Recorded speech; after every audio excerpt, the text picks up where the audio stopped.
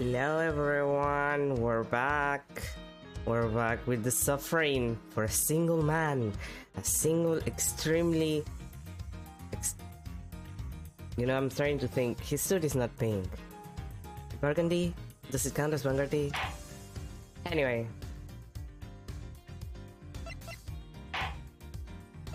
We're gonna make his life miserable.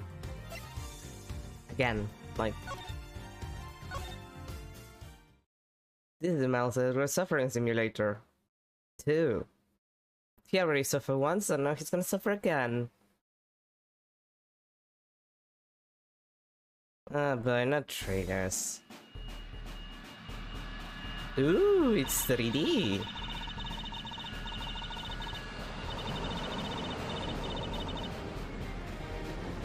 Oh wait, no, it's actually just 2D. Which is very well edited.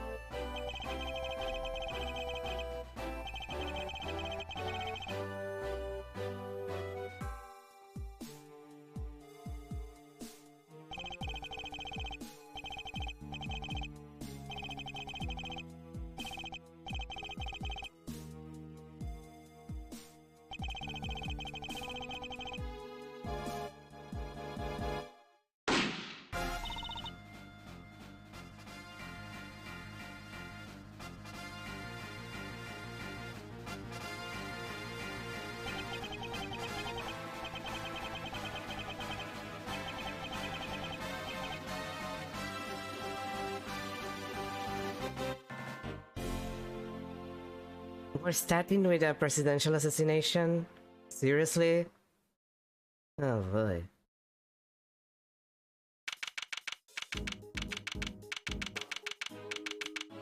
And this is immediately after the end of the first... Like, it has to be like right at the end of the first investigations, now that I think about it. March 21st, 25th rather. What is it? 21st? 2:46 PM, God Lake, spectator area. Then you also see how we're on the world already. After all, it's not every day an attempt is made on the life of a nation's president. Oh, they didn't kill him? That's good. My name is Miles Edgeworth, and I work as a prosecutor and also as a laughingstock. I came as soon as I got the call. The moment the phone rang, I knew it was serious. The phone. Mr. Edgeworth! Oh, hi, Gumshoe, it's been a while. Like, a month. Thank goodness you're here, sir. This is the Gumshoe, a detective with the local precinct.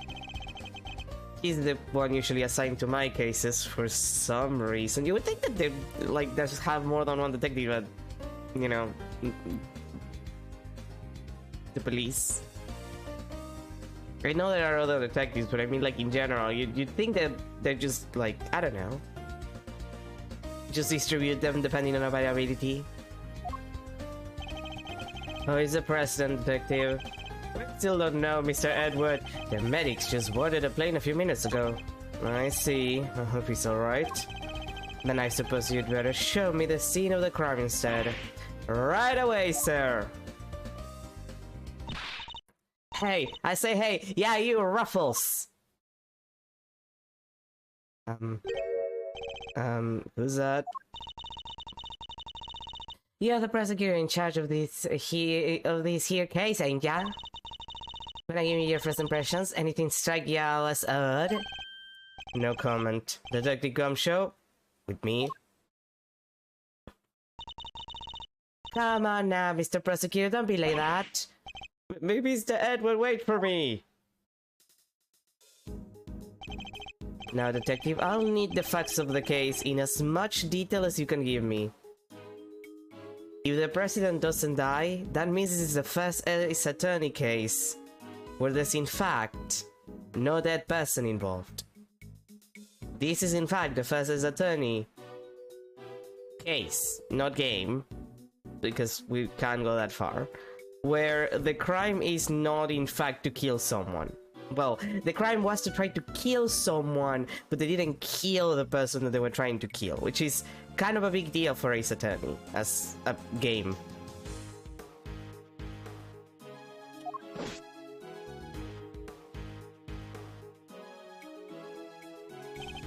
Well, the scene was right here at Gold Lake, as you already know. A bunch of people were gathered to welcome the president of Shengfa. Why is the president of a country coming to a, like, why is Gold Lake important? Like, it can't be the only lake in the country. Then, like, there are better places for, like, an official visit from a president. Also, why is he so built? It feels weird. No president should be that built. Di Yung Wang. Yes, I read about his visit. He's been all over the news for days now. I know that his face is supposed to look like a lion's face, and that's why his ears are pointy, but it's so weird. It's perfectly written that I jetted down on my organizer. Oh boy, we're back with the organizer. It was raining until just before he landed.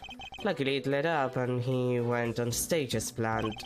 And then, smack dab in the middle of his speech, bang, a gun goes off and everybody runs for cover. Terrified for their lives, apparently. Apparently. The truth is, I only just showed up myself. I don't know a whole lot more than you do, sir. You were summoned on short notice as well. Sure was, right in the middle of my day off. I was at the office taking advantage of the peace and quiet to prepare for my next case. And then the boss himself called you to the scene. Never a dull moment, huh, Mr. Edward? The boss? Yeah, Chief Prosecutor was right here in the park, saw the whole thing. Last chance he got, he yelled at the top of his lungs. Get me Edward right away, he's the only man for the job. Or something like that. I see. Oh, they called on the perimeter of the park off as soon as it happened. You'll be happy to know. So our would-be assassin is still here somewhere. Good. Actually, that's bad. Could be dangerous. No, all you gotta do is find him in the middle of that crowd before they strike again. You're right, we don't know what else our culprit might be planning. These people are in danger. We don't have a moment to lose. Let's begin with the basics. And search every inch of the crime scene for clues, no matter how insignificant they may seem. Precisely. Well, the president was shot at, which means a gun was involved. That's the first clue. Alright, duly noted. Detective Gumshoe, how exactly was the security details surrounding the president's speech organized? Well, sir, our officers were mainly focused on securing the perimeter of the park. The president's people took charge of the rest. He has his own team of bodyguards. Unsurprisingly, he is in fact the president of a nation. Like, why would he not? See those guys over there? Maybe we should ask them a few questions? If I want to talk with them, I'll need to walk over there and press A. Edward, why? Oh, okay, that's... that diagonal. It's so weird. I don't know why it's... There, the president's bodyguard are over there. Ah, so they are. I should walk up to the bodyguards and press A to talk to them. Yeah, I know, I'm just getting used to it because it feels like it runs a little weird, but... maybe it's just because we're in this platform and the pathing is weird on it. Can I help you? You're one of the president's bodyguards, correct?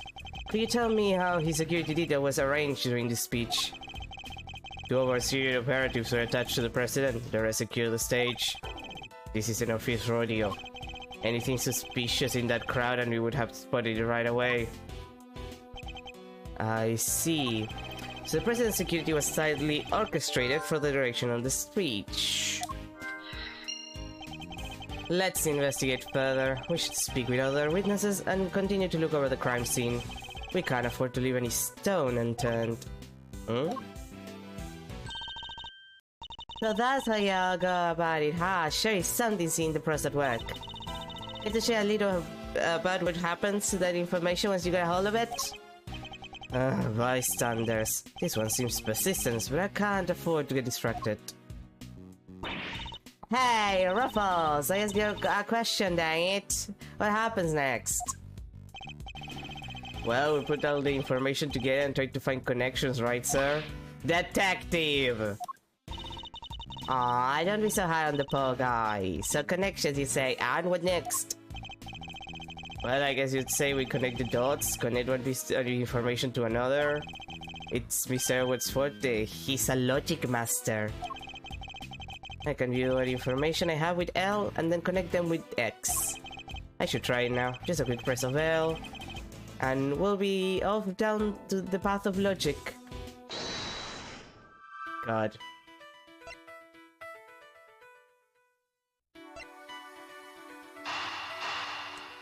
I mean, I don't know how these would connect, is the issue.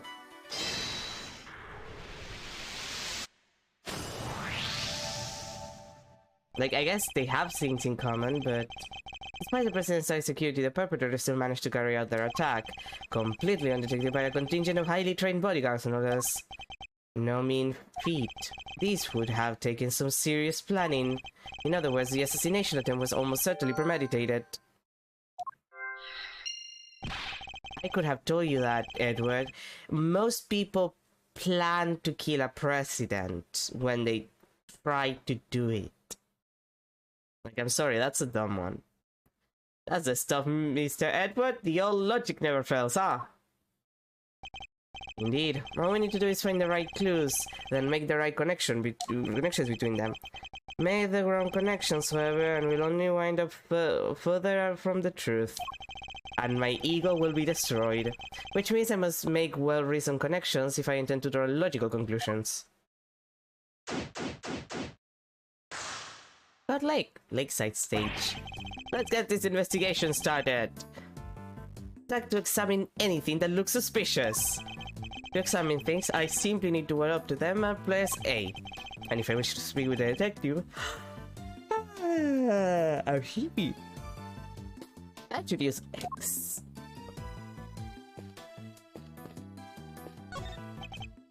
No! I was as surprised as you, sir, but there's no mistaking it. It's the Steel Samurai. The Steel Samurai, warrior of New Old Tokyo. It's a popular TV show.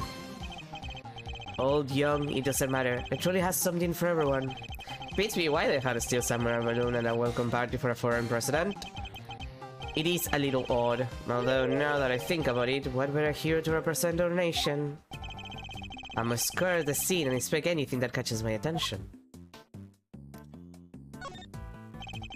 Breaks your heart, don't it? It does. What villainy could have befallen him? When it's said he popped right about when the gun went off, which would strongly suggest that the bullet struck the balloon. Looks like we got a case of cold-blooded samurai murder on our hands. This is sacrilege! I won't rest until the culprits have been apprehended. Detective, we cannot let this vile assassin escape. We won't, sir. You can count on it. God, they're so stupid. Still Samurai balloon that... yeah, don't worry, Edward. There's a hole. There's a hole there. I can see the hole. There. It's the flank of Shenfa. The key motif is a blazing red phoenix. Wait, what's this? Something the matter, sir? You don't see, detective. There's something unusual about this flag. Compare it with the one on the other side of the stage, if you will. Oh, that's a beauty right there. Just look at it flapping in the wind. It's immaculate. Exactly, which is how a flag should look. And yet, here we see quite a different picture. One thing in particular stands out, don't you think? Right, of course. I see the... Guy, give up. Come on, spill the beans. You can lead a horse to water. I'll just have to move the cursor to the problematic spot and highlight the difference with X. Take that! Look closely. Do you see the hole? Whoa, look at that. You're right, sir. And not the burn marks around the edges. That's a bullet hole. There's no mistake in it. A bullet hole? So you're saying a bullet went through this flag? Yeah, that's what he said. I think I've gotten enough information for the moment. Time to put the pieces together and see what we can figure out.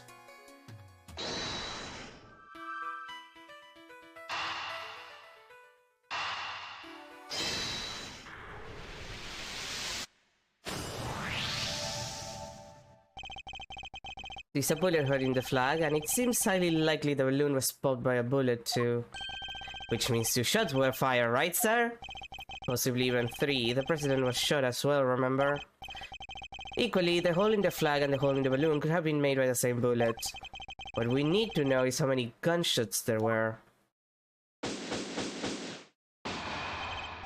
Right on with the Raffles! Raffles! Yeah, figure something out, huh? Care to share? Who exactly is she? And why does she keep shouting at us? A rubbernecker, I guess? Seems pretty interested in the case. Come on, give me something here. This is if Lotta was even more annoying. We do need to speak with some witnesses to find out how many gunshots there were. Fine, let's see if she can tell us anything. There you are! Tabloid at your service. I'm looking into the case for, well, just for me right now, but... Looking into the case? Miss Lloyd, was it? Miss Lloyd, there's something I'd like to... Well, what can you tell me? Any exclusive details you wanna share? How about the perp? Have they made any demands? What about them their ruffles? Where does a feller buy a cravat like that? Hold it! Will you be quiet for a moment? I'll be asking the questions here. Dang, and here I thought I could get me some juicy for my piece. Something juicy for my piece. I need to know about the shooting. Can you tell me how many gunshots you have? I am most certainly cannot. I beg your pardon. I can't just be handing out leads for free. That stuff's my livelihood. Oh, come on, don't hold out on us. We all gotta share sometimes. Me? Hold out on you? Well, if you're gonna be like that, I'll be moving right along. Goodbye. Wait. Wait for what exactly, huh? Huh? If you got nothing for me and gone. We're fresh on the moves here. On the moves, huh? I wouldn't be so sure. What do you mean, Mr. Edward? As you know, detective, I like to play a little chess. But mostly I like to arrange my pieces around a single blue piece that represents Phoenix. Just to make him suffer. It's symbolic of how I feel about our relationship. What? Don't worry about it, detective. And what does one do in chess when an opponent adopts a defensive position?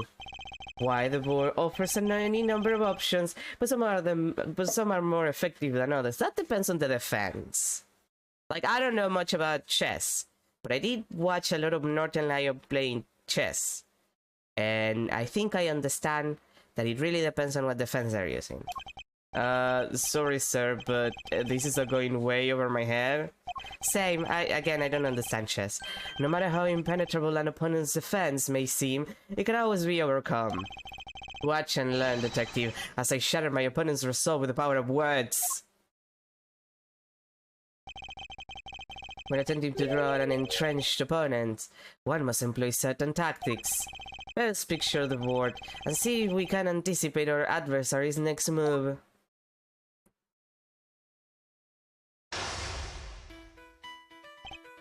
Now we must analyze the state of play.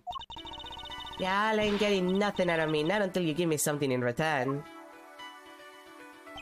Are we actually gonna do like chess metaphors? Because again, I don't know anything about chess. I'm kind of fucked here. My opponent has dug herself in deep. Her defenses won't be easily broken. I can't afford to try her patience by taking too long to plot my next move.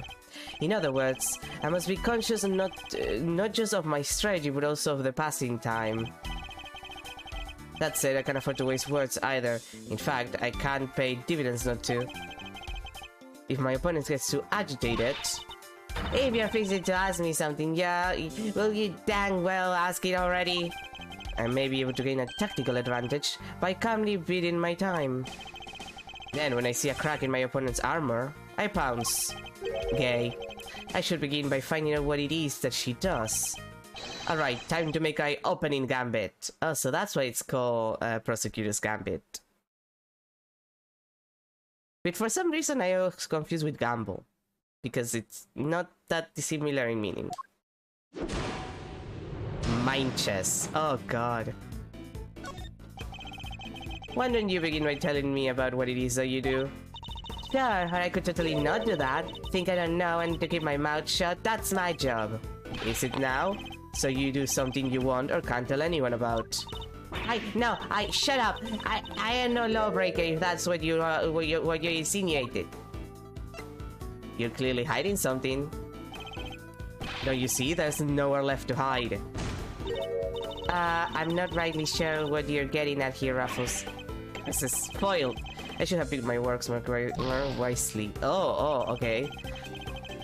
It's more effective to guide my time the more agitated or upset my opponent seems. And when they're vulnerable, it's the time to go on the verbal offensive.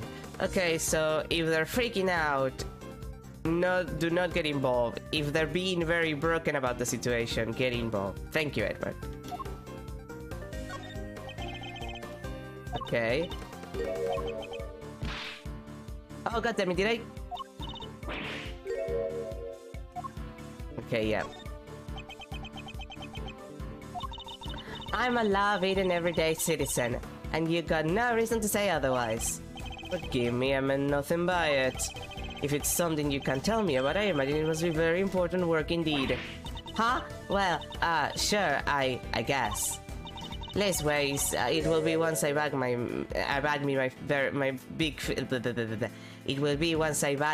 my first big scoop. What was that about scoops? I see, it's a scoop you're after. So you're a journalist, is that correct? Dang! Sure, I'm your friendly neighborhood reporter. The hungriest cub on the beat. That's the mystery of what she does for a living solved. Perhaps our hungry young cub has gathered information vital to the case. Let's make that our next line of inquiry. With the opening moves concluded, the mind game approaches. The mid game, rather. It's, it's mind chase, so I get confused. And it's early, so I can't read. Because I'm useless. What else does she have to tell us? At the time of the incidents, were you present at the scene of the crime? Come on, Ruffles, you ain't gonna give little old Tally something first. Absolutely not. Then I ain't giving you nothing either. You think I'm a sucker? Think again. Come on, this is my career we're talking about here. You gotta give me something. Sadly, the more you know, the more you might find yourself in danger. I ain't scared. I'm a pro. Takes more than the sound of a little gunfire to face me. You heard gunfire, did you? Heh. You may be a pro, as you put it, but I'd say you're still a little wet behind the ears. You say you heard gunfire, which proves you were here at the time of the crime. Therefore, you must have seen something. Double dang. Fine, I was here, I saw it, came to report on the big speech when I was reporting a shooting. And you won't get more, you won't get no more out of me than that. I'm done with your tricks, Ruffles.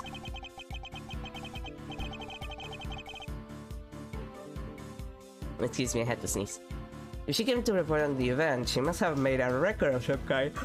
Oh, yeah, she was having a coin. Meh, sleepy.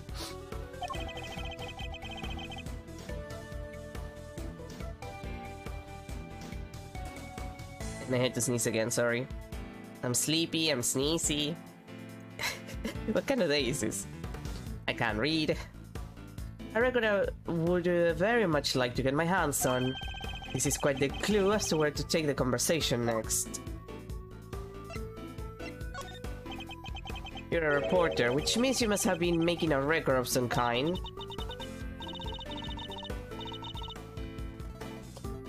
You got more questions, you gotta give me something first. That's the deal. I am not in the habit of making deals. Now tell me what I need to know.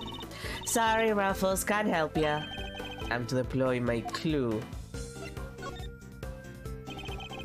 No self-respecting reporter would leave the house without a means of putting things on the record. So tell me, Miss Lloyd, where is yours?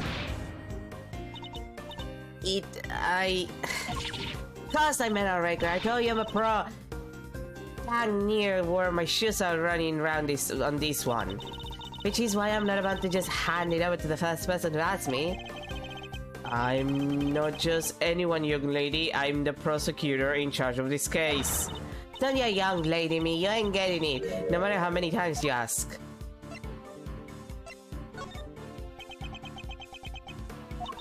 You understand, don't you, Ruffles? It ain't nothing personal. I understand that your job is a difficult one. You do? Well, ain't that sweet. And in such a competitive field, you must sometimes doubt that you'll ever succeed.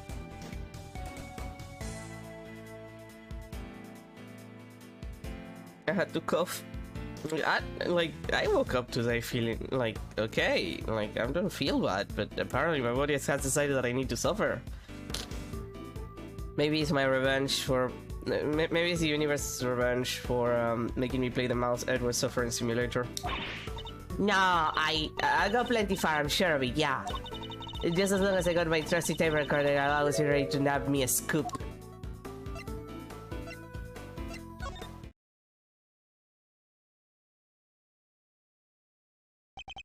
Intriguing. A young reporter hungry for success. So dedicated to her craft that to leave such an important event unrecorded would be unthinkable. And indeed, she did not.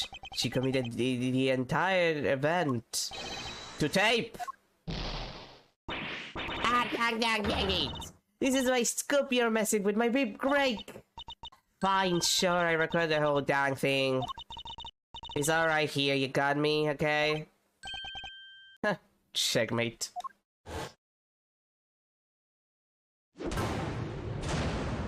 My chess. Yes, something else, Ruffles. I was trying to be all strong and silent, but you had me singing like a canary. Never mind that, now play us a tape. They should finally tell us how many shots were fired. Fine, you can hear it, but I got conditions. You play me like a fiddle, Ruffles. Only the chief ever played me so good. So you gotta agree to be chief number 2 and be mentor to a racing star, aka me. Chief number 2, huh? Kinda like a second parent? That's a big responsibility, sir. And one more thing. I want exclusive reporting rights for the first 24 hours. Why do I feel like she's the one who shot the guy? Come on, you gotta say yes. What kind of mentor wouldn't give his star pupils some exclusive, huh? She's a difficult woman to refuse, and I need to hear that recording. 24 hours is more than I can promise, but the story is yours until the case is solved. And the job of chief number 2? I think not. You're not fun. But I guess a girl can't have everything. For the sake of the scoop, huh? Alright, you got yourself a deal. I got exclusive access started right this second, Ruffles. Good. And then our first order of business is to listen to that tape. Check. Honor friends and allies, I am here to deliver a message. The odious criminals that dog my beloved nation are no more. The president's speech. Check. The president passionately addresses the assembled crowd, as if trying to shake off the reports of his declining popularity by sheer force of will. Ah, there's me. Can't beat a little live commentary though, set the scene. The meeting is scheduled for just after the speech, correct? He seems very pleased to be able to put the whole Yatagarasu situation behind him. That's what he should be. It's a great day for all of us. Whose voices are these? There was these two old guys standing right in front of me. They were whispering away to each other the whole darn time. I know their voices from somewhere. Wait, the part where the gun goes off is right after this. The president thrusts his fist into the air as the excitement reaches fever pitch. The battle against evil rages on. Here today I make you this solemn promise. We shall crush the wicked with the righteous hammer of justice. 2. Okay. What the... Ah!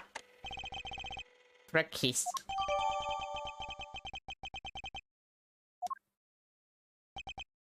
So, 2 shots were fired. Yup, and that tells us something. Something very important indeed. It allows us to deduce the trajectory of one of our bullets. Of the 2 shots fired, 1 hit the president, which means the other must have passed through both the flag and the balloon in that order. Which, as you can see, allows us to deduce the position of our shooter.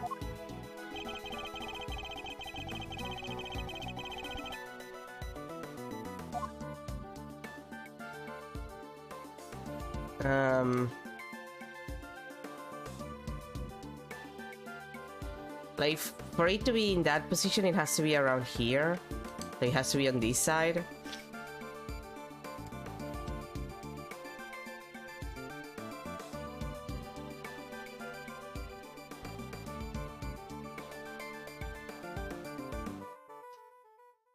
Like, I think this is what it wants, because, like, the only other place would be here. Like, you have this... Well, I guess you have to be in the center. Because, like, you need to be able to shoot there and then shoot there. Unless you have more than one person shooting. But, like... Yeah, like, this area here is the only area where you could say, like, both of those shots are possible. Without, you know, any second shooter or whatever. Take that! Here. Yes, there's no doubt about it. This is where our shooter was standing. Shabala Ruffles. Watch your mouth, kid. Mr. Edward's powers of deduction never fail. He takes the evidence, puts it together, uses his logic, and bam! Comes out the truth. Every time. Can't wait to hear the logic behind this one. Well, sir, how do you do it? Sir? Don't tell me I fucked up. I know I fucked up, but see, one moment, yes, It's alright, Ruffle, we all make mistakes. Don't make me feel better. I hate you. First case people are always the worst. I picked the wrong spot. 2 bullets were fired, we know that for a fact. If we draw a straight line along the path of each bullet, or 2 lines should converge on a single point. I mean, I guess it should be a little lower or higher. Like, should that be lower or higher? The only possible place is... Yeah. Like, I think I'm trying to figure it out because, like...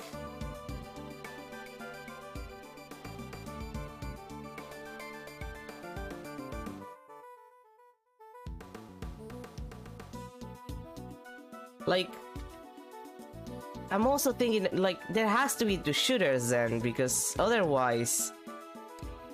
Well, I guess not, depends, because, like, yeah, you can do the line here, with this part here, and it converges here, but technically, you could make it converge here, by shooting here, and then from here, like, it doesn't have to be a straight line, but arguably, you could shoot from here, like, from around here,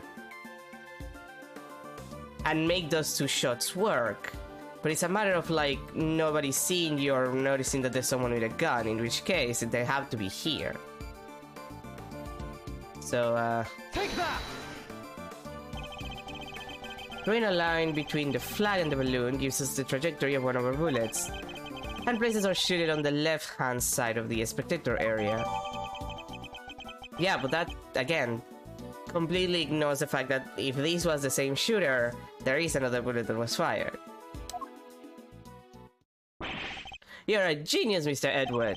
Detective Gumshoe, I'll need to examine the left side of the spectator area. Roger that, sir. So you need me to clear all those people out of the way, I guess? I do, and what evidence remains to be found may already be deteriorating. So I'll need you to be quick about it. Yes, sir. Chief! Hey, I'm talking to you, Chief. I suppose you mean me, Miss Lloyd? I should. Do you gonna let me help out? This stuff's my forte. I'm the best crowd harder you ever did see. I'll prod, pummel, and push him wherever you like. A very kind offer, but I think a less hands-on approach might be preferable. Also, about this chief business, I am nobody's chief. Whatever you say, Chief, Mr. Edward said. Your wish is my command. I somehow doubt that.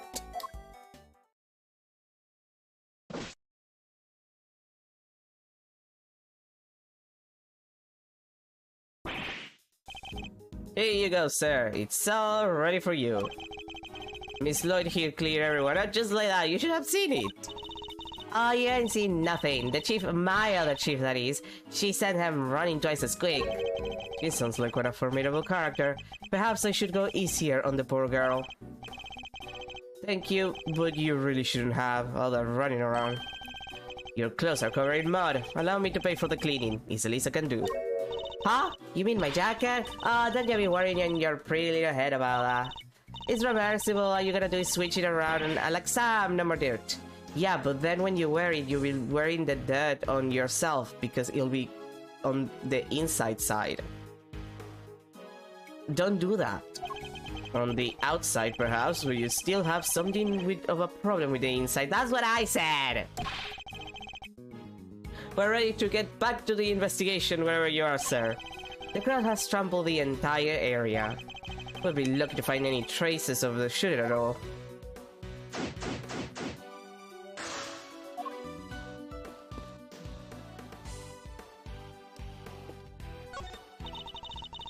You haven't got to pick through the trash yourself? A prosecutor's life ain't easy, huh? Detective Gumshoe? Right away, sir! The faithful detective scrabbles through the garbage as the prosecutor looks on, his hands unblemished. Let's see now, come to Papa Little Treasures. Is he enjoying himself? Bingo! A popsicle stick! Gotta love the jokes I put on this. Detective! The stories are relevant evidence. Relevant evidence. I think we got something. Good work, detective. Let's take a closer look, shall we? By examining a piece of evidence from all angles, we can uncover hidden details. We sure can. Just tell me which way you want it, sir. We can rotate the item with the R stick. If you want, I can move it closer or further away too. I can use L to examine an object up close and R to move out for the bigger picture. And when you spot something, you just say the word. I can point out suspicious areas with the cursor and press A to inspect them more closely. Alright, let's see what we can discover.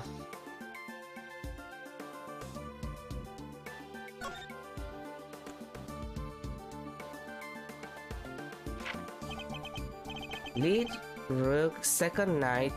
Let's cover for lakeside now. Eyes on this area. Rook the position in light of a knight's injury.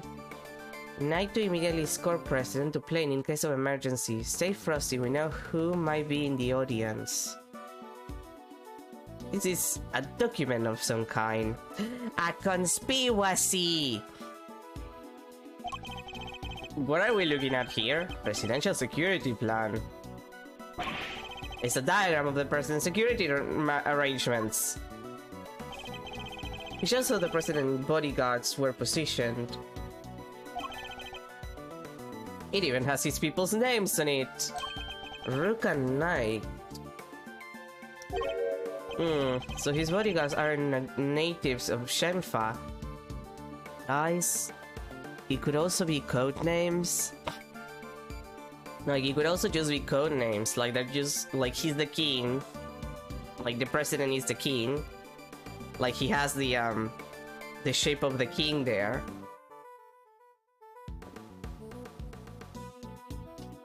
And then, you know, you have your pieces. You have a rook, you have a knight. I guess if the guy is married and his wife is around, then she's the queen. Like, it's just, you know, for simplicity's sake. He uses a private security firm. But why not employ people from his own country? I know. Yeah, I wanna hear a little Tabby Lloyd exclusive. You really know something? Sure I do. I was over at their embassy not so long back sniffing out a story. While I'm there, one of my sources tells me that the president's got more enemies you got hairs on your head, including a bunch of bigwigs in the National Police Force. Interesting, so he's unable to trust his own domestic law enforcement. I wonder if one of these enemies could have been behind the attempt on his life.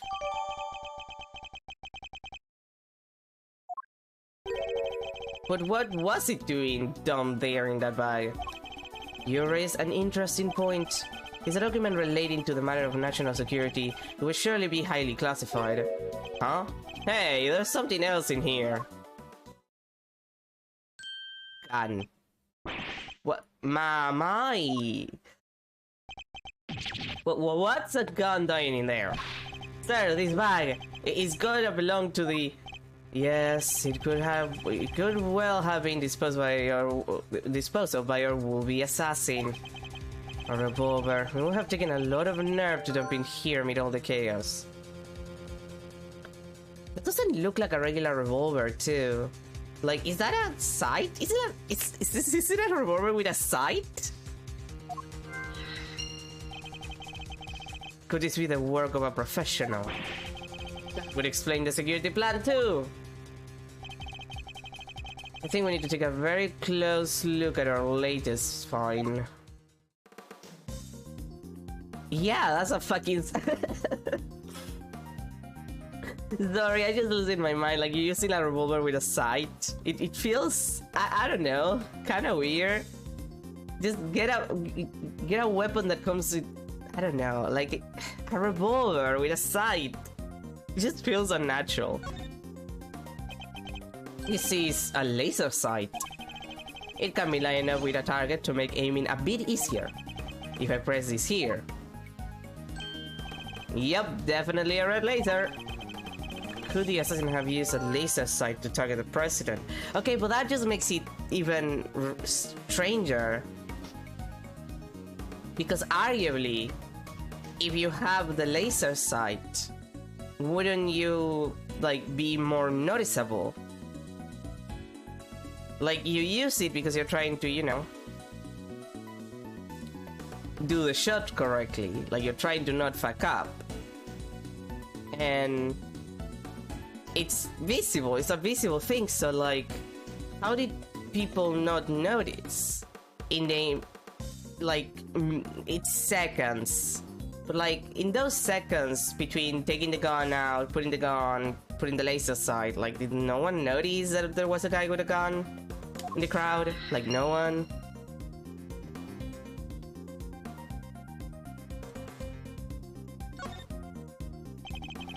This part is called the grip. I've had a few guns in my time, though they've never felt quite right in my hand. This one is no exception.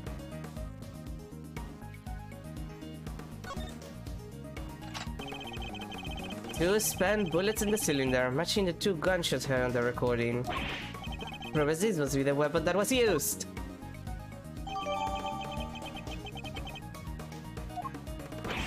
The bag was a real find, huh? It just goes to show a bag in the hand is worth 2 in the trash. Nice work, detective. Now there's something else I'd like to ask you, if you don't mind. I need you to take the bag and the gun to forensics and see if they can find any prints. On it, sir! A good set of fingerprints could really help this investigation along. Got the results for you, sir! That was quick! You bet it was! Told the text it was ultra super high priority! But, they came up empty. And they checked everywhere. Inside and outside, top to bottom, sir. They even took the bullets out of the gun and dusted them. I should have known it wouldn't be that easy. Well, this is quite a situation, wouldn't you say, Mr. Edwards? Who is he again? It's Payne, Mr. Edward Winston Payne. We work together at the prosecutor's office. He's a prosecutor? What brings you here today, Mr. Payne? What indeed? Why, only the invitation of the chief prosecutor himself. His voice, I recognize it from the tape recording. Was he one of the men who was standing in front of Miss Lloyd? And where is the chief prosecutor? He had to leave, I'm afraid. He's a busy man. They let him, and only him, out through the curtain. So he had me summoned on short notice and then left before I even showed up. Rude. The wooden sign looks almost brand new. I imagine it was placed here recently. What did it say? 50 years to the Gordian Museum and 70 years to the, never mind. What's the matter, detective? Just read it, will you? 70 years to the boathouse. It feels like a million years since that whole story affair unfolded. Fond memories, detective. Yeah, fond memories, sir. Awkward. Fun. That's an achievement for that.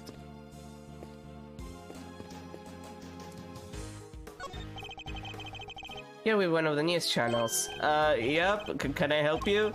You must have footage of the event. Do you mind if I take a look? Wish I could help you, but that might be a little tricky.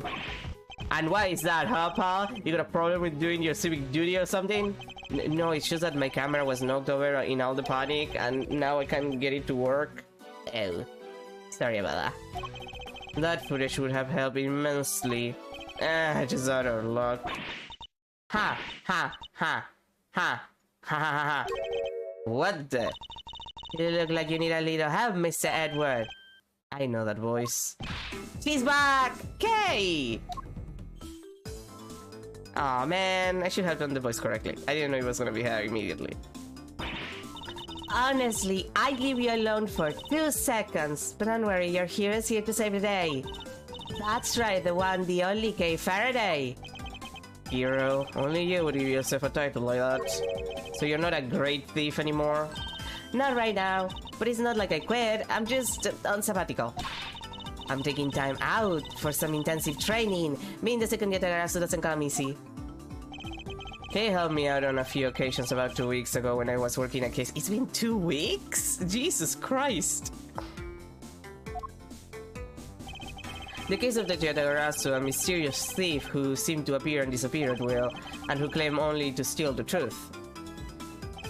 She calls herself the second Yatagarasu, the successor to the so-called Great Thief. There's not a lock I can't open or a trap I can't escape. And when it comes to stealing, well, I'm still in training, but I'll get there soon enough. What are you doing here, Kay? What do you think I'm doing? I've been enjoying the festivities, of course.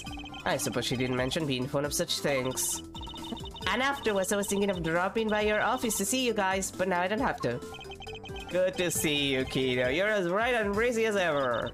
Hey, Gummy, how you been? You're looking pretty full of beans yourself.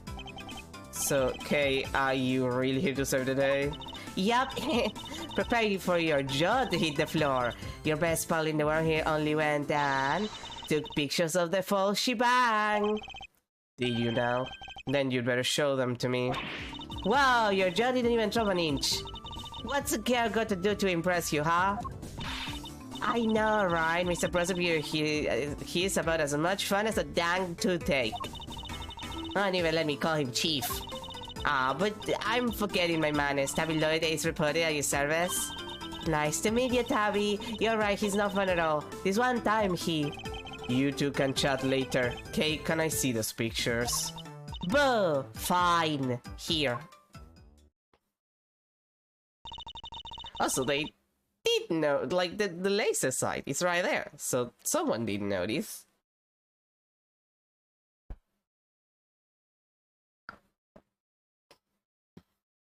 I'm glad, otherwise it would have been very embarrassing. Also, I'm just seeing the guys and it's like, oh yeah, the one at the left is definitely Rook and the other guy is definitely the Knight. His hair looks like a horse mane. Of course. Oh, Ace Attorney. What a series. Name-wise and character design-wise. I took this one right when the gun went off. It was total chaos, people were running everywhere. The president and his 2 bodyguards. The names on the security plan were Knight and Rook, I think. What's that? Thank you indeed, Kay. I think you provided us with a vital clue.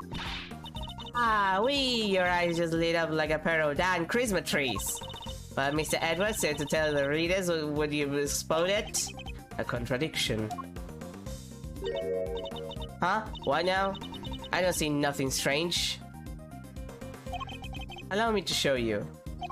This picture shows the moment of the incident, but another piece of evidence shows something different. I need to highlight the point of contradiction. And then employ my powers of deduction. I have to find the contradiction in the photograph.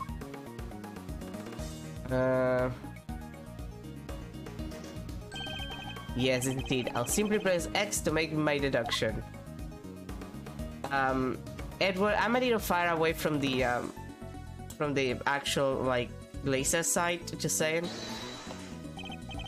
Now to present the evidence that proves the contradiction.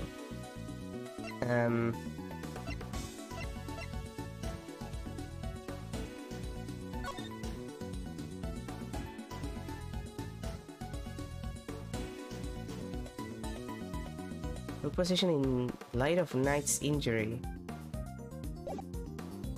Oh, that's the thing that he also his neck, I guess.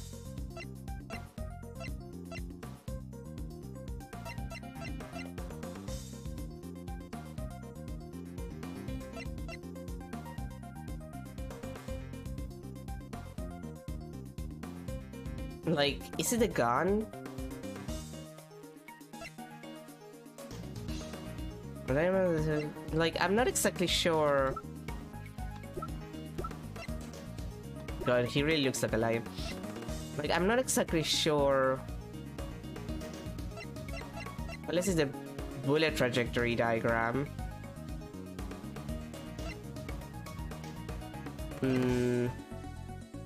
Like, is it a revolver? But, like, what's the contradiction here? That nobody, like, mentioned the laser sight up until this point, or...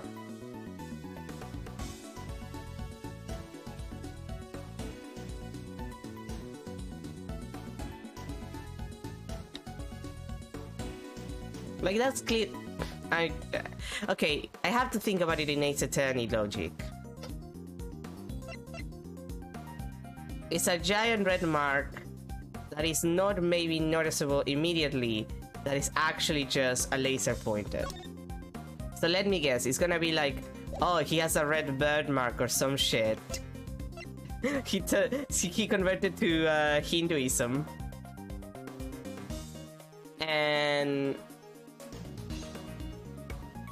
then everybody's gonna be stupid about it, and it's like, that's a contradiction, and he's like, no, it's not a contradiction, it's a fucking laser pointer, idiot.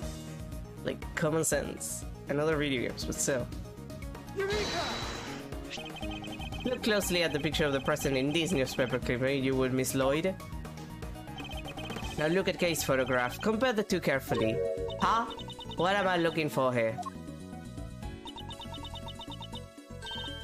Well, I'll be! Indeed, there's something on the president's forehead, something that wasn't there in the other picture. What is that? Some kind of a bird mark? Oh my god, why am I right about them being so stupid? Yeah, God's got a big red bird mark right in the middle of his forehead.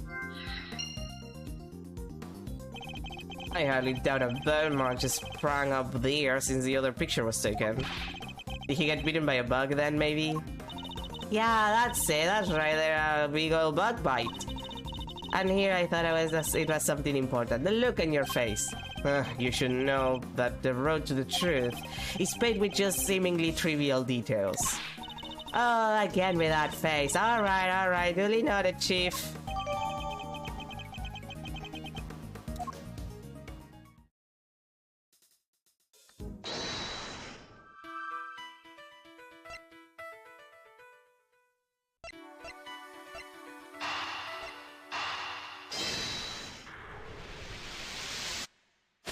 Oh, that's so stupid. I have solved the mystery of the red bird mark. Really? So it wasn't a bud bite? No, what we're dealing with isn't something that would itch for a day and then disappear. It is in fact the beam of a laser sight. Then our killer was aiming to shoot the president square in the forehead. And shortly after this picture was taken, a second shot ran out. Yeah, that's gonna do more than an itch. Indeed, I feel the president may be in more danger than we thought. And that the gun we found was a weapon used in the crime.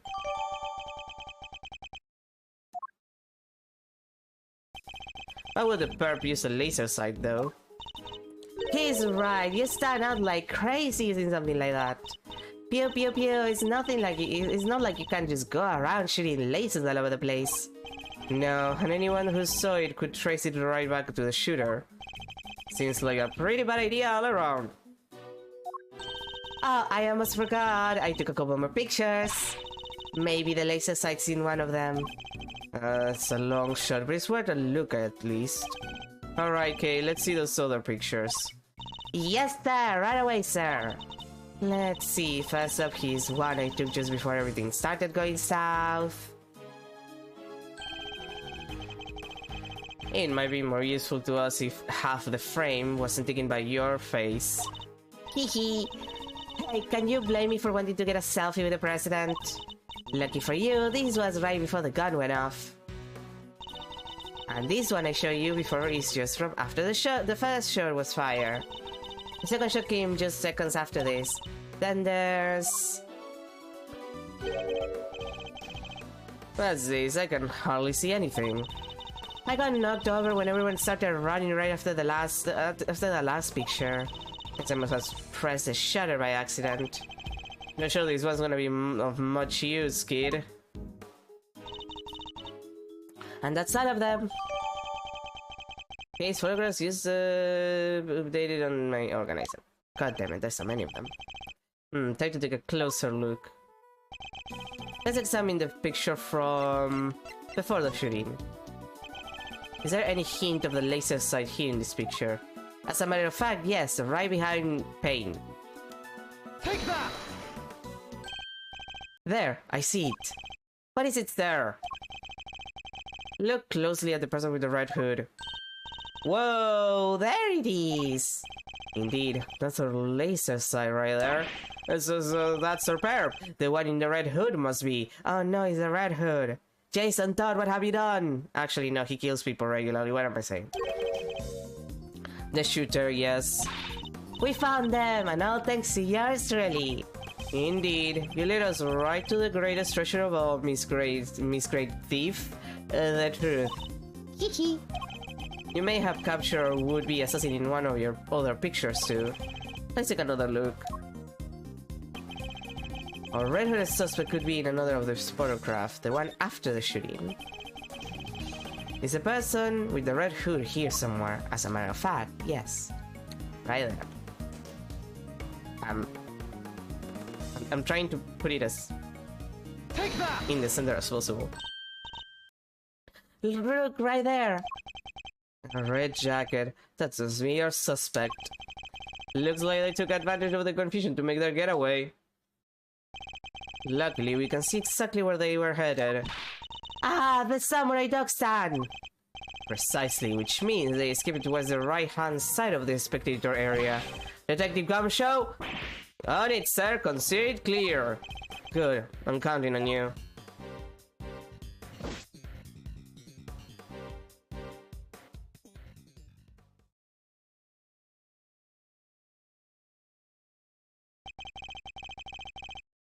We have you now, my little Red Riding Hood. Oh my god, what is this? Deadmark 1? That was the worst case in Deadmark 1. No, not because he was bad, because he was emotionally compromising. The entire park is cordoned off, and we know which way you went. Now it's simply a matter of hunting you down.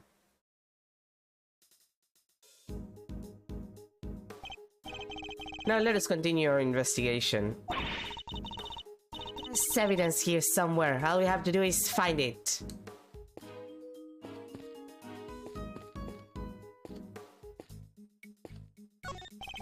The banner advertising the rifle range has fallen over.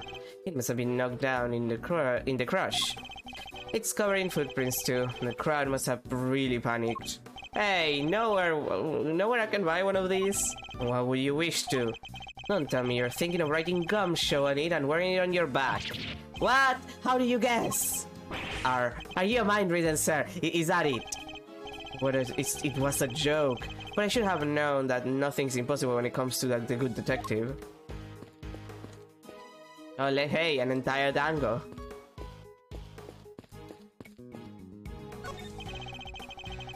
There are toy rifles lined up along the counter.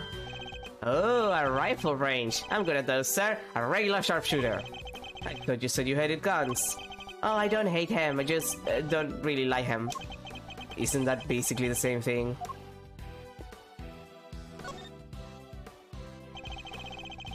I must scour the scene and inspect anything that catches my attention.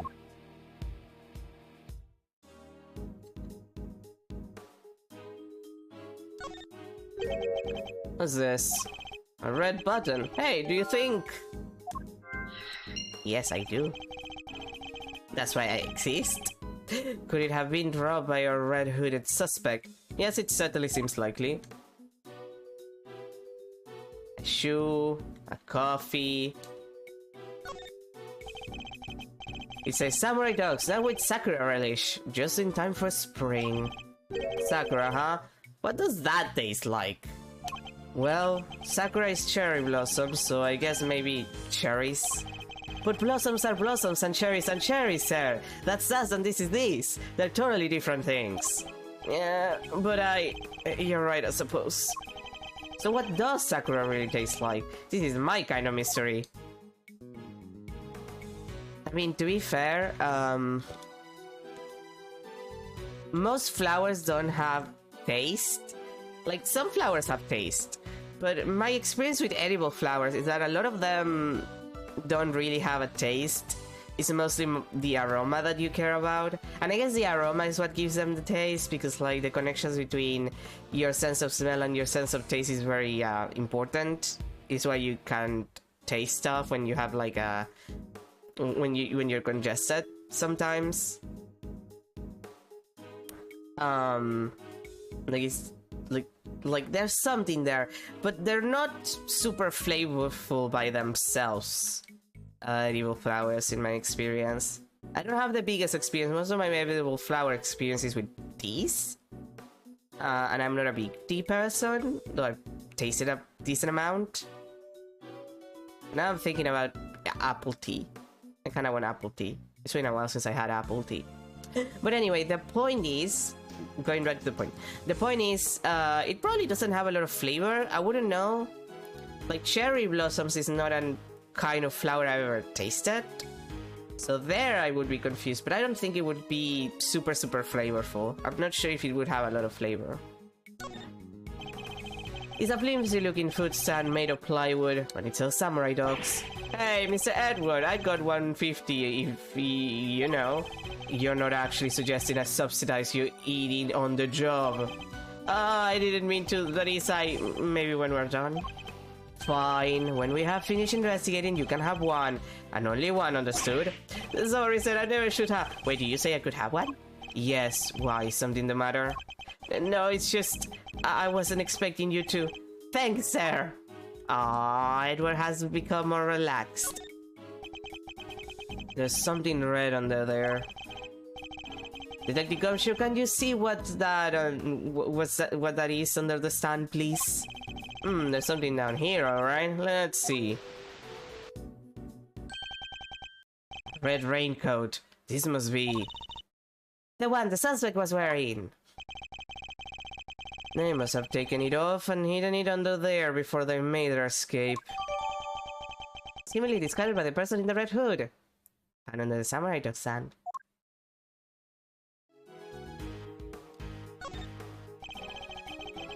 What do you mean? I'm touching right on the... whatever. The sleeve, it's inside out. The button is missing too.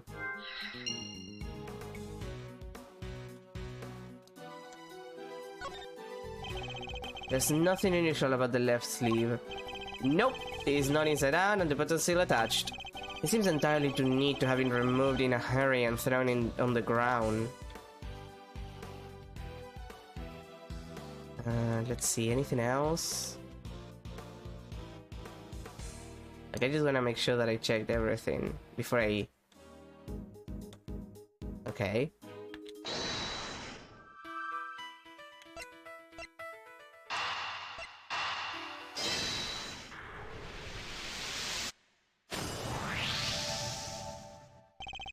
The button we found seems to have come from this raincoat. It must have been pulled loose when the killer took it off. The right sleeves inside out too. It seems he was removed in a hurry, fast enough to tear a button off no less. Master Meister assassin disposed of their gun and bag in the trash immediately after shooting at the president. Then they then slipped into the panicked crowd and moved from the left to the right side of the spectator area. This was because they knew the trajectory of the bullet would point to a shooter on the left side.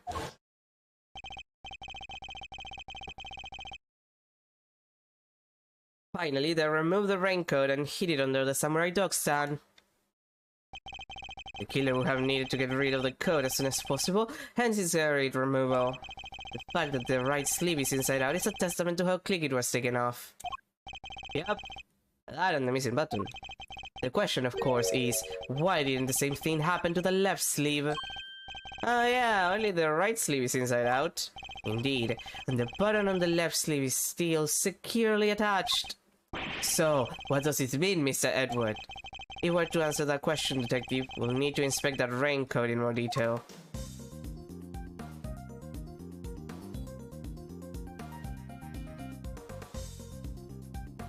Alright, I need to, zoom in. Although, this could just be a matter of, like, shoddy craftsmanship. What I'm worried about, like what I'm thinking about regarding this case right now, is the fact that this Lloyd lady said that she was, like, beside a couple of guys talking. One of them was Payne, the other was the head prosecutor, the chief prosecutor. But one of them was Payne. So she was, I don't remember if she said behind or beside. I think she said beside. She was beside them, and clearly the killer was behind them. So she would have needed to, like... You know what? I need to recheck that photo. I need to recheck the photo to see if she's there. Once we finish with this.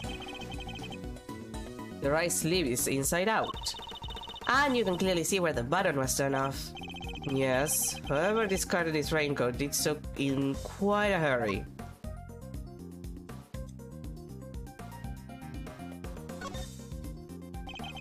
Let's take a closer look at the inside of the raincoat. Detective Gumshoe? Yes, sir. Oh, hey. This is a blood stain.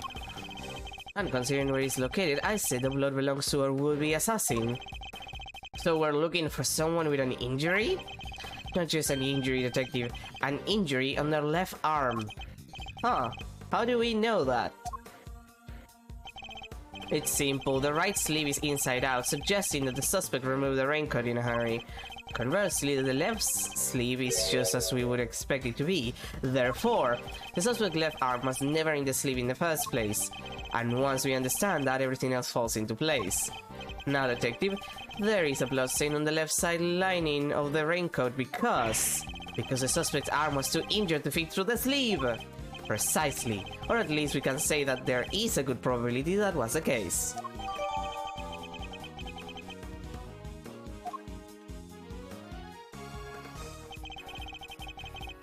Okay, let me just check the photos again. Yeah, she's not there. Well then. The pieces are starting to fall into place.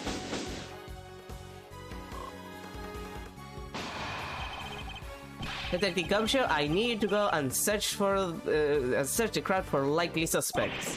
Yes, sir! Suspicious character with injured left arms. Coming right up. You're even smarter than you look, Ruffles. Taking all them itty-bitty pieces and putting them together like you'll have your money in no time. That's Mr. Edward for you. The park is still cordoned off, so our would-be assassin should be in that crowd somewhere. Don't let me down, Detective Gumshoe.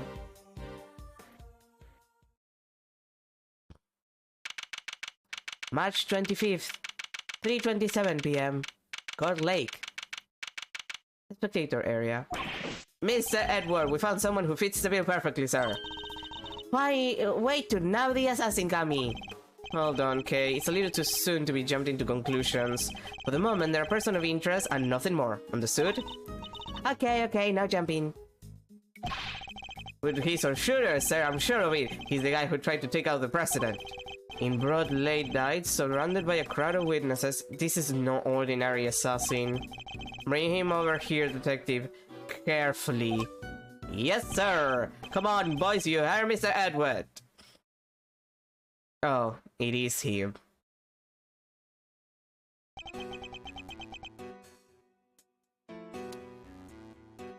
Well, shit.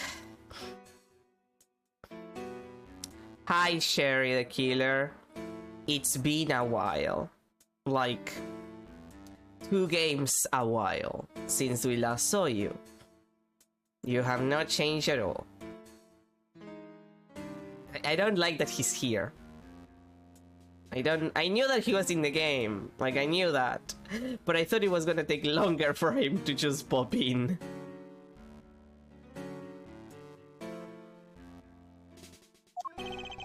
No umbrella, and a bandage on his left arm. Well, pal, say your name already. Doe. John Doe. Charm, I'm sure. Really? Really? Really? You couldn't invent yourself, like... Come on, dude. Invent yourself a better name, at the very least. John Doe? Not a name you after here in real life. That's correct. I know this man from somewhere, I'm sure of it. And you are Prosecutor Edward. You know my name? Of course. I have been following the day's developments with some interest. Now perhaps you'd care to explain why you've asked to speak with me. As you've been following our investigation, you're no doubt already aware of who we're looking for. So let me ask you, do you recognize this raincoat by any chance? Forgive me, but I am afraid I do not. I see. Well, I believe its owner to be the would-be assassin we are seeking. My. Well, isn't that just shocking? And this same would-be assassin happens to have an injured left arm. Just like you. All I can tell you is that I had nothing to do with this unfortunate affair. Two adversaries stare at each other down, their eyes like deadly lasers. Can you tell the readers what happens next? Showdown, that's what. A battle of wits, a battle of words. Did I let him explain any further what he thinks this upcoming battle will entail? Sure, let the man blather on. Let's not go there, come on, Edward. In a battle of wits, you never know if or when the other guy might be lying or just plain mistaken. But if you spot an inconsistency in a statement of theirs, you gotta present the evidence that proves it. And to do that, I'll need to first open my organizing with R, then press X to present my evidence. Yeah, we know. Edward, we did the investigations one. It's fine. We know how this works. I wave there ain't no inconsistency to find. Then you change tack. Press for more information and see what you can shake loose. Indeed, I can press my opponent with L. Wait. Was that how it worked, or did you have like a different set? Did you change the button set for this? Or am I confusing? It's been a while since I played investigation, so now that I think about it. Why don't you show us how it's done, Mr. Edward? Stepping up to the bat, a nation's self-prosecutor. As I'm able to quietly gather my thoughts, yes. Okay, this shit. Those the position. I can understand why whoever wore the raincoat would be of interest to you, but you have no proof that this person is injured as you claim. My left arm may be injured, but I can still use my right. When it started raining, I simply opened my umbrella. No raincoat required. So you contend that you were not wearing a raincoat, is that correct? It is. And is that so strange? Not everyone wears one after all. I happen to prefer an umbrella. I mean, that's kind of common in Japan. I had the understanding that there it's more common to see people with umbrellas than with like raincoats. And if it's raincoats, it's usually like transparent raincoats. Like, that's my understanding. I might be wrong, but like, I remember reading about it. It's fashion related. Like, raincoats are not fashionable. You would rather wear an umbrella because you're trying to look nice, that kind of shit. But like, I read it a couple of years ago. Like, I remember reading about that a couple of years ago. So it might be that, you know, sensibilities have changed in that respect. Team raincoat over here. They're perfect for when a girl really needs to move. Hey, I don't use neither. Come rain, sleet, snow, or shine, it's my Trust Parka every time. Not exactly the line of inquiry I was hoping to pursue. So you see, I am not your would-be killer. And I'm not in the habit of making baseless accusations, Mr. Doe. Please, I am just a simple ice cream set— oh my. Forgive me, my wound seems to have begun bleeding again in all the excitement. The owner of the raincoat is definitely your assassin. And that's literally Shelly the killer, guy who is a professional assassin in not Trials and Tribulations, Justice for All. So you know. And said owner also had an injured left arm. I'm on to you, Mr. Doe. It's only a matter of time.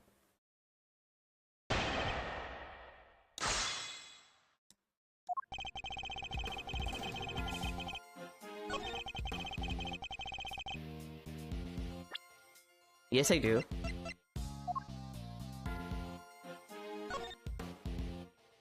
Alright, we already checked. It's there. Like, the person who was wearing this is injured because of blood. Yeah. Objection! Just tell me that it was huge. Shelly is fine. You seem like a careful man, Mr. Doe, but not quite careful enough. After all, you left something behind. Something of vital importance. I'm afraid you must have me confused with somebody else. The code does not belong to me. Or do you claim to have some kind of proof to support your accusation? Your arm isn't troubling you too much, I hope. Your wound seems to be bleeding again. I'll survive, although I can't pretend it's not something of an inconvenience. You have my deepest sympathies, because if it wasn't bleeding quite so badly, you could have perhaps made a clean getaway. What exactly are you insinuating? As we have already established, whoever wore the raincoat is injured. And now I can prove that person was you, with this decisive piece of evidence. The ice cream is the one sweating. Oh, that's a nice detail. That's silly. That's... You know what? I kind of liked it. Like, the ice cream kind of looks like him and it's sweating instead of... No, that's cute. That's cute. Thanks, Isatani. That's adorable.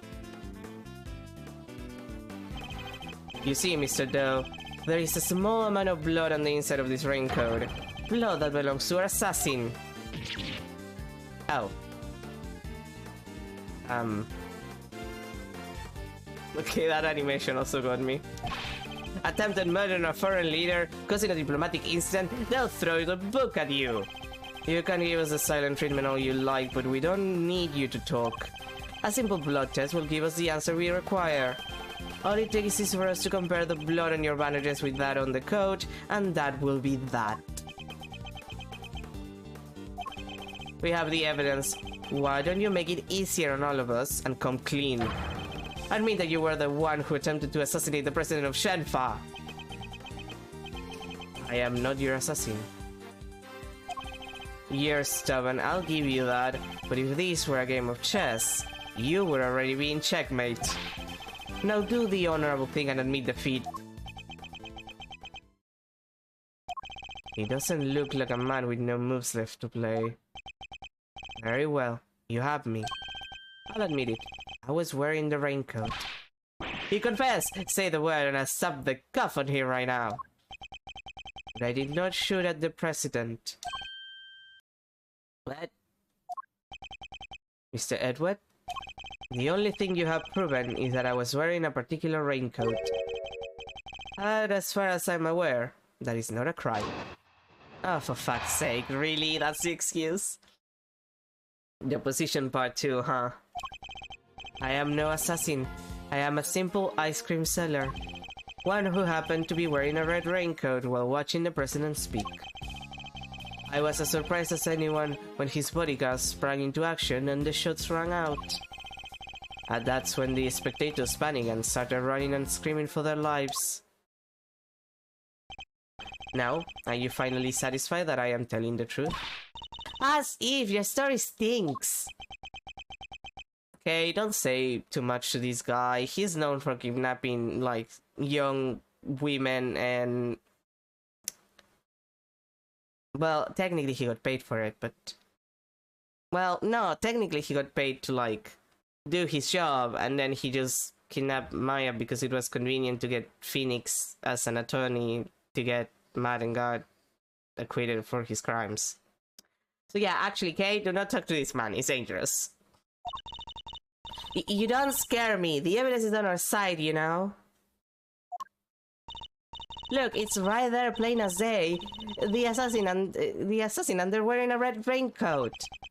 Intriguing. But that is not me. Oh, come on! Tell me, Mr. Edward. Do you really think I was the only one in the entire park wearing a red raincoat today? I do, actually. But then why? Why does he seem so sure of himself? Good question.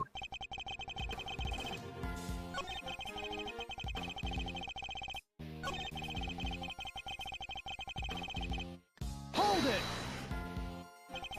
So you saw the bodyguards move before you heard the gunshots? Yes. If I recall correctly, they moved first. At least, the one on the field did. You're rather observant, Mr. Doe. I am blessed with keen eyes. The names on the bodyguards were written in the top left corner of the security plan.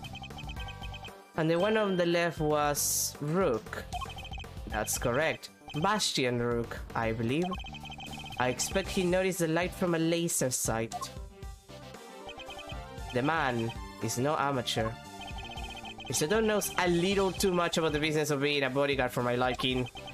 Let's say your friend here is no amateur either. I'd like you to append what you just said to your testimony if you don't mind.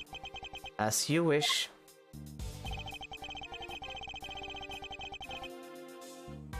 Hold it! So the bodyguard on the left was the first to move. By the smallest fraction, yes, he reacted admirably sweetly. His name was Bastian Rook, do you say? It appears you've assessed the situation quite astutely. No more so than anybody else, I'm sure. He's good. He didn't even flinch.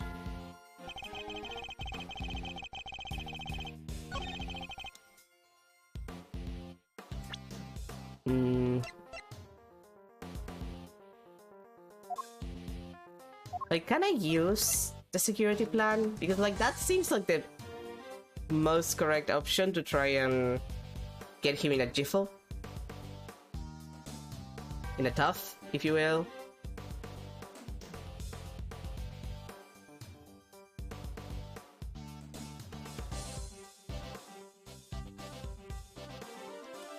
Like, yeah.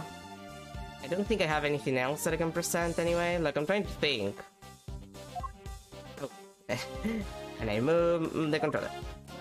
Like, there's nothing else that I can use except these, because it's classified information, so he shouldn't know it, and he knows way too much for it to be normal. So, yeah, this is probably my best choice of, like... Because otherwise I'm gonna be trapped here. So, like, this is the only thing that I think I can present in this situation. Objection! Yeah, makes sense. It's classified information, he shouldn't have it. As I suspected, you're more than what you claim to be, Mr. Doe. You overestimate me, Mr. Edward. Oh, then tell me how a simple ice cream seller knows one of the presidential bodyguards' names. What? You jest, surely. You were the one who spoke their names aloud. Rook and Knight, was it? Objection! We only know those names thanks to the security plan. But look closely, only their surnames appear. Yet we all clearly heard you say the name Bastian Rook. How do you come to possess such information? Information we ourselves didn't have. It's a nice reaction to that. Seems pretty damn suspicious to me. Well, how did you know? Explain yourself. It was merely a slip of the tongue. Another lie. He is the assassin, just like we said. Come on now, miss. It's a little soon to be jumping to such conclusions. Oh, he's angry. Look at that flaming... The ice cream is... literally like... heavy steam coming out of... like, that's not how ice cream works, sorry. Smoke, I'll believe it, but steam? Come on. It has cream, not water. I didn't know their names, yes. And the reason for that is... well... I know Mr. Rook. He and I are acquainted. What? We have something of a connection. And his name is a name I could never forget. You think we're stupid, pal? Stop lying! I am not lying. I am, as I have always been, a simple ice cream seller. And an acquaintance of Bastian Rook. Yes. Objection! And I suppose Mr. Rook will confirm that. It should be easy enough for him to remember his good friend, the slippery ice cream seller, correct? Please, you are more than welcome to ask him, although I think that might be difficult right now. I would imagine he's rather busy ensuring the president's safety. But suppose you are able to speak with him, and he does deny that he and I are acquainted. How will that help you prove I was a shooter? Objection! If you weren't the shooter, why take off your raincoat? Because it was no longer raining. In fact, it had grown quite warm. Far better to let my wound breathe, no? Or would you rather I had let it fester? I mean, if it's constantly re-bleeding, like if it's constantly reopening itself, I think you should have that checked. Because clearly you need someone to patch it up so it stops opening. You just say it, my dude, like go to the hospital. This is Japanifornia, they probably have like free healthcare. Is he actually going to worm his way out of this?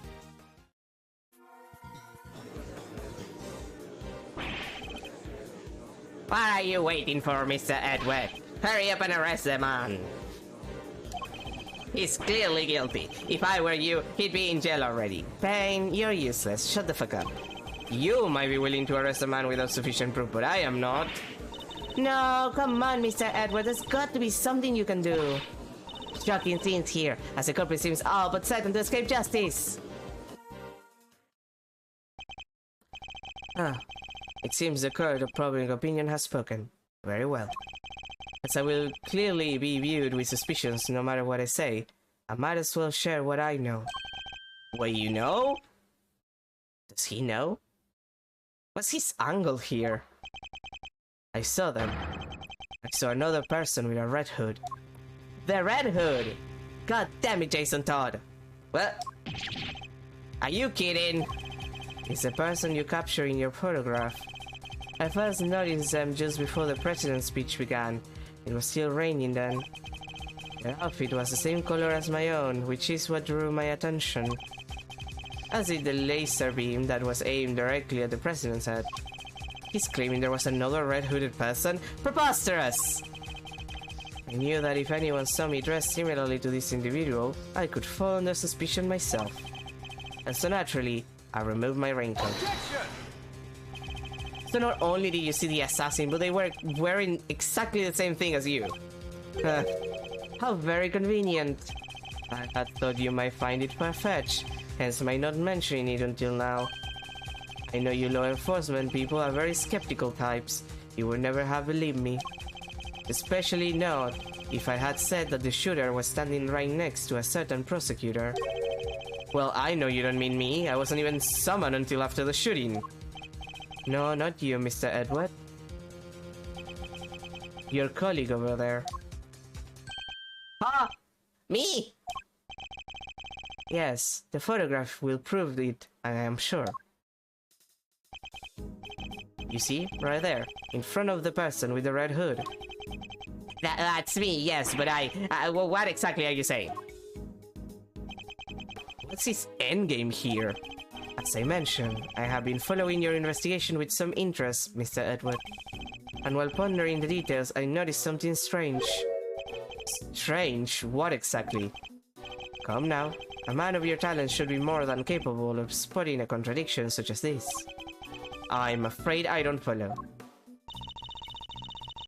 The picture shows the chief prosecutor, Mr. Payne, and the shooter.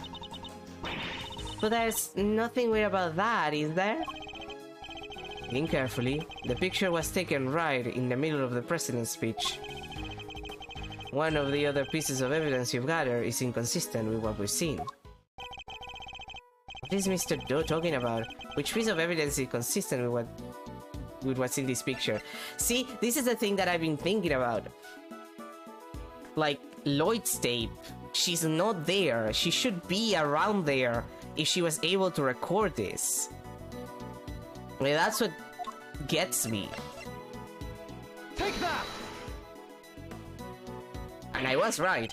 Ah, of course! The tape, it contradicts the photograph!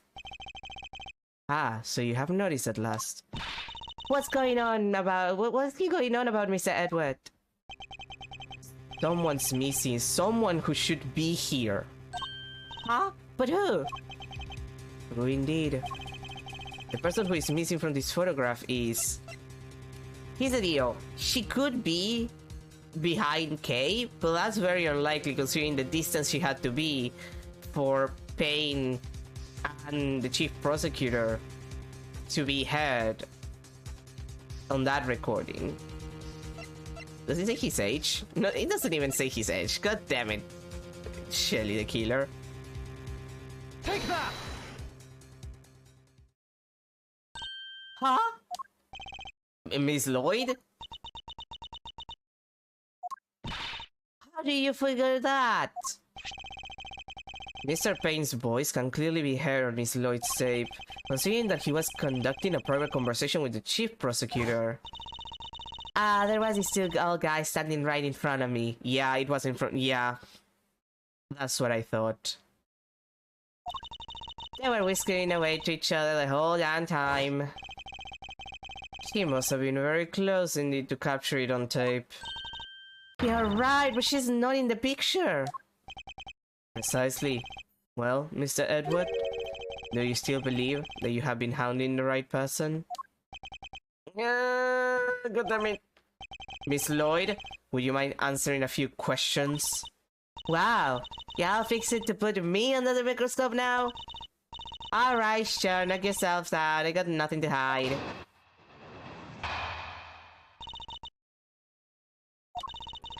It ain't like I was standing still the whole time. Nah, I was running all over, robbing reporter stand. There was a big old crowd. And that picture must have been taken while I was in one spot and the tapes from when I was in another. So keep giving me the evil eye. Ain't nothing but a misunderstanding. It's no doubt about the voices in the tape. That was Mr. Payne and the chief prosecutor, I'm certain of it. Tabby wouldn't lie to us. I know she wouldn't. Okay, we've known this woman for like the last hour. Technically, in-game. Well, and technically it's been 2 hours of stream. So like, when we're here, we're here for like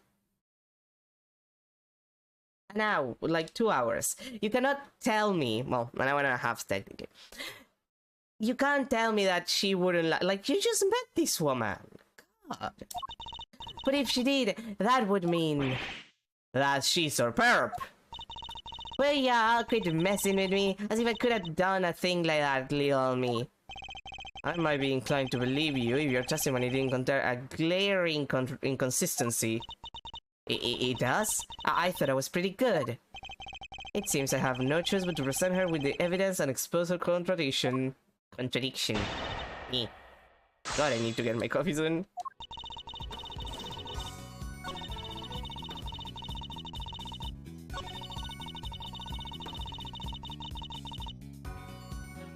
Okay, but that makes no sense. Because it's all together in the, like, on the tape.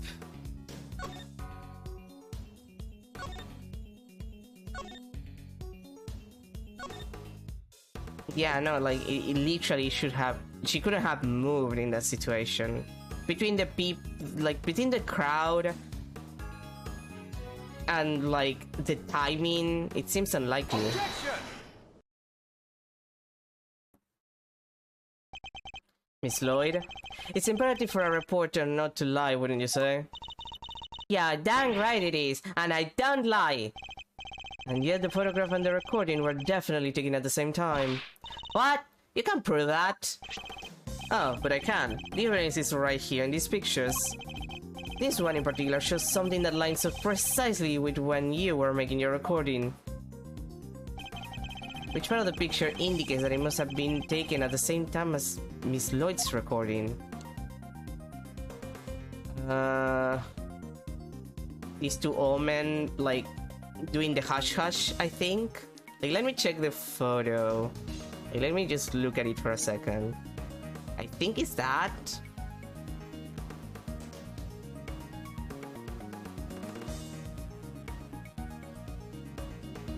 Wait, no. Let me think of the... No, it's not that, because that happens after. No, wait. I think it's the president, like the pose, like the way he was, like the thing that he said from like the very beginning when we had the introduction to the case. I think it's that. Take that! And also what she then mentions in like the recording, but like I'm trying to think back to there because like you do get a little bit more of a sight of the entire thing during the introduction. Yeah, no, it was that, but like, yeah, no, that makes sense. See here, the president has his fist raised. And what about it? Will you be so kind as to play us the tape again? It ain't that simple. What if I were to tell you that you don't have a choice? You don't make it easy, do ya, Ruffles?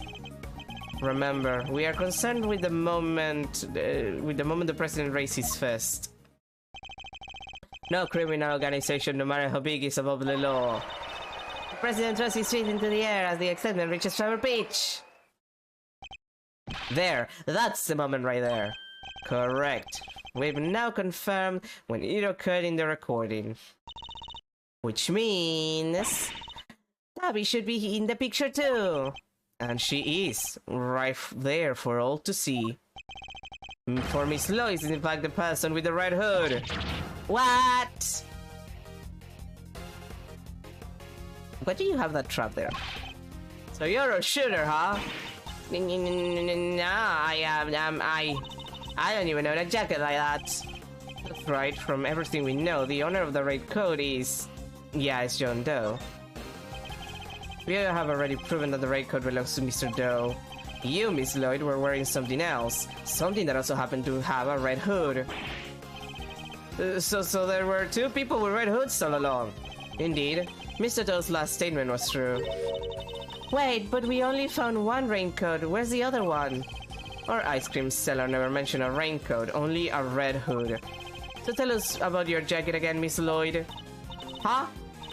This whole thing, well, the best thing about it, like I said, is if you get mud and such in it. It's reversible, see? So you just turn it inside out and... Yeah, you can see the red on the neck and the hood part. Just as I thought. The inside of her hood, it's red.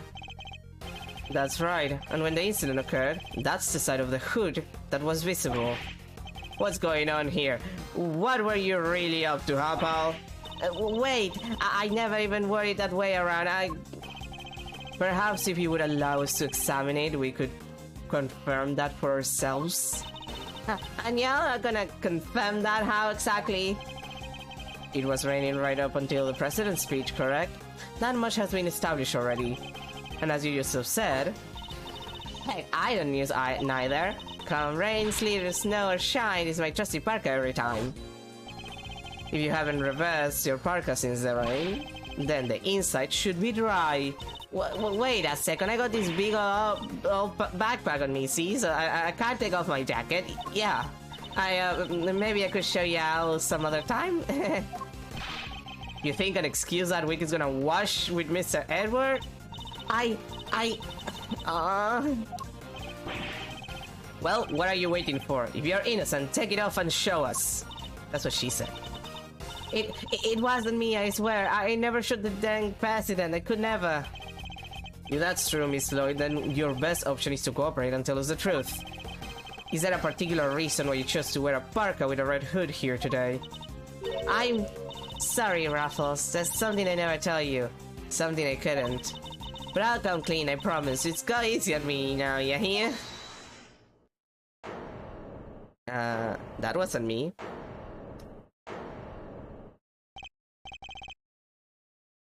We'll say that.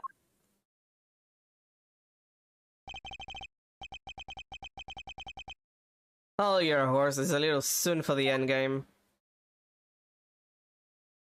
Of course, the guy who's the knight is the one who says to hold our horses. That goes for you too, Mr. Prosecutor. You lost this one the moment you made your opening move. That's one of the men from Kay's photograph. Yes, I better introduce myself.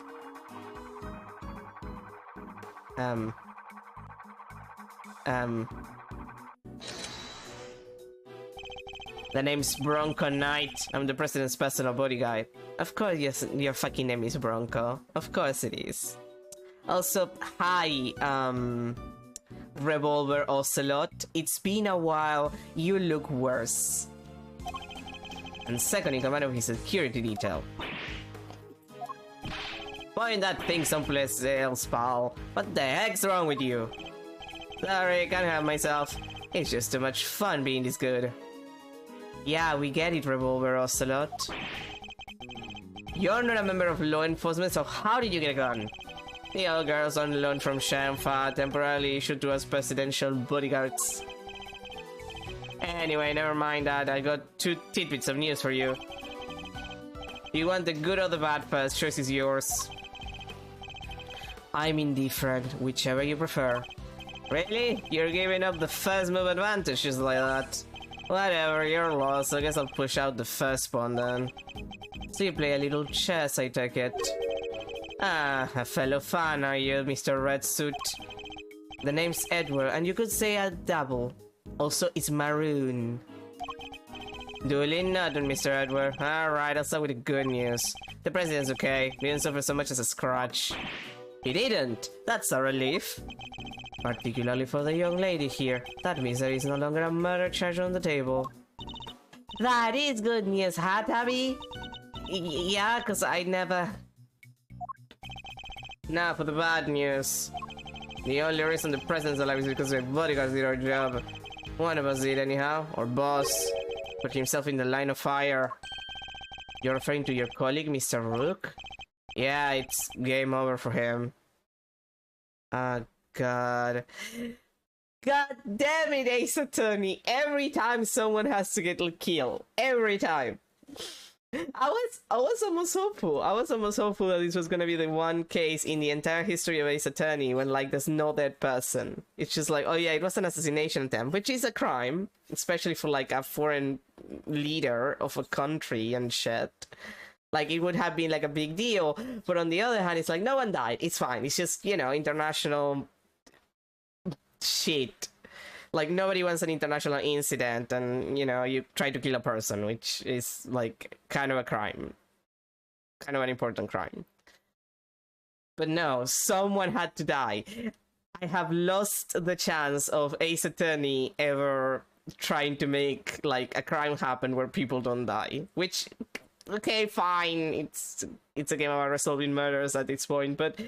Come on, you had your one chance. Your one chance for a subversion, and you wasted it. Ah, Ace Attorney, why do you do that to yourself? His honest reaction to that. No way! Rookie said. A genuine loss. So, you're saying that Tabby... Yeah, your friend here killed my colleague. My brother in arms.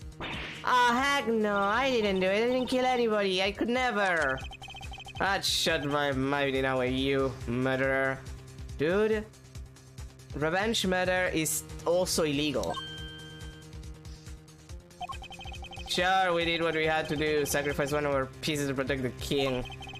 But to lose someone like him during a castling. It's a real shame. Castling? What does that even mean? It's a chess term. Very simplistically speaking, it's a move where a rook switches places with the king. Then why didn't he say so? Mr. Knight, was it? Yeah, what? We'll need to see the victim's body right away. And if possible, I'd like to ask the president a few questions. Sorry, no can do. And why not? That's the third piece of news. And it's the piece you're gonna like the least. I thought you said there were only two.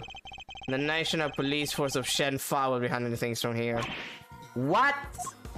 You better be kidding, pal. Ah, god, does that really have to deal with that fucking asshole again? This investigation was assigned to us. We're not about to hand it over. You're the Edward, right? The one who solved the Itagarasu case? The president mentioned you. I'm honored to have warranted his attention. Makes sense that the chief prosecutor would assign this one to you. Wait, did the chief assign me to appease the president? Well, that was a mistake. A big one. He should have given the case to somebody with spine. You're free to take it up with President Wang. If you enjoy diplomatic incidents, that is. You're coming with me. We'll continue this on the presidential plane. No, no. I never did nothing, I swear. We can do this the highway if you want.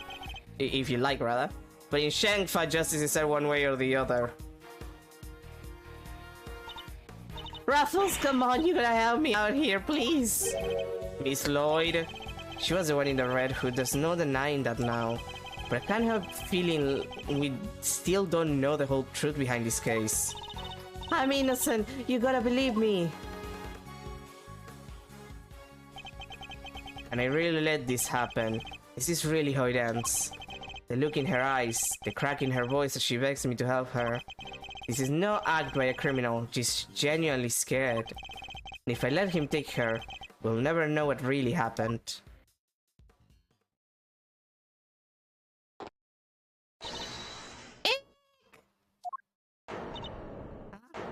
Huh? What the? Get your filthy hands off of... Oh. Quiet now. Is that really any way to greet me? Your neck has barely begun to heal, and you've already forgotten who I am. I am disappointed. What? It's you! Ah, so you do remember. What do you think you're doing, pal? Put the knife down and give it up. You got some nerve pulling a stunt like this in front of a bunch of police officers. Don't even think about it. You don't stand a chance against this guy. Who are you really, Mr. Doe? Let's just say that I am no simple ice cream seller. Yeah, no shit, bitch. Guy's a pro, a hitman, his name... Shelly the Killer. The Killer? There's not a legal professional in the country who doesn't know that name. An assassin capable of taking down any target, any place, any time.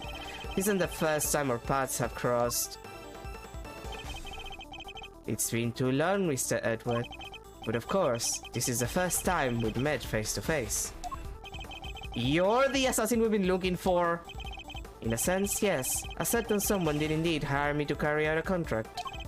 And that contract did indeed specify that I was to assassinate President Wang. I swear I've seen his picture in one of my old files before, but... how could I have been so careless? Okay, so it does happen after Justice for All. Because it always been kind of vague to me if this is before or after Justice for All, with the fact that Edward mentions being on the track for Shelly the Killer in Justice for All. But I guess he was there for, like, he was behind, like, looking for that guy for another reason at another point in time. And that's how he came back during the last case in Justice for All, and then it's like, oh right, you're here again. Well shit, that sucks. My bandage proved useful for bringing a knife into the park undetected. But I miscalculated in certain regards. He didn't bring a gun. Now, shall we play a little game, Mr. Knight? I know how fond you are of such diversions. The stakes must be high in order for it to be fun, of course. Shall we wager, say, your life? What do you want from me? I would like for you to allow Mr. Edward to remain in charge of this case. He what? What are you up to, the killer? I would simply like our mutual friends to see things through to their conclusion. Huh? But why? Christian Rook was a man of great skill, one with whom I felt a certain connection. It is only right that the truth behind his death be brought to light. With Mr. Rook's departure, the case is now yours to investigate, is it not, Mr. Knight? I'm simply asking you to transfer that authority to Mr. Edward. It's not something worth losing your life over, surely? You're just using the investigation as an excuse to get closer to the president! Am I really? I suppose it is true that in order for the investigation to proceed, we will need to enter the presidential plane. You think I'm gonna let you near him? I'm his chief bodyguard! Are you? And here I thought you were only second in command. Rook's not around, that means I'm number one! I wonder if you have what it takes to step into such capable shoes. Juice. God, I'm hungry. I'm just thinking about food right now. You? Of course I do! I'm the leader now, me! If that is indeed the case, then I would ask that you make a choice worthy of a leader. Will you needlessly throw away your life, or will you allow the investigation to continue? Is he really doing this to gain access to the president? Does he even need to? What is he plotting? You have no objections, I trust, Mr. Edward. Come, let us continue the investigation. What do we do, sir? It would seem we have little choice but to do as we're told. That said, listen, detective, and listen well. This is fucked up, Gumshoe. I'll buy us some time as I investigate. Meanwhile, you gather the other officers. Have them surround the plane and make absolutely certain that there is no way he can escape. Yes, sir, you got it. Damn. First case, and we already have known professional hitman Shelly the Killer on the case.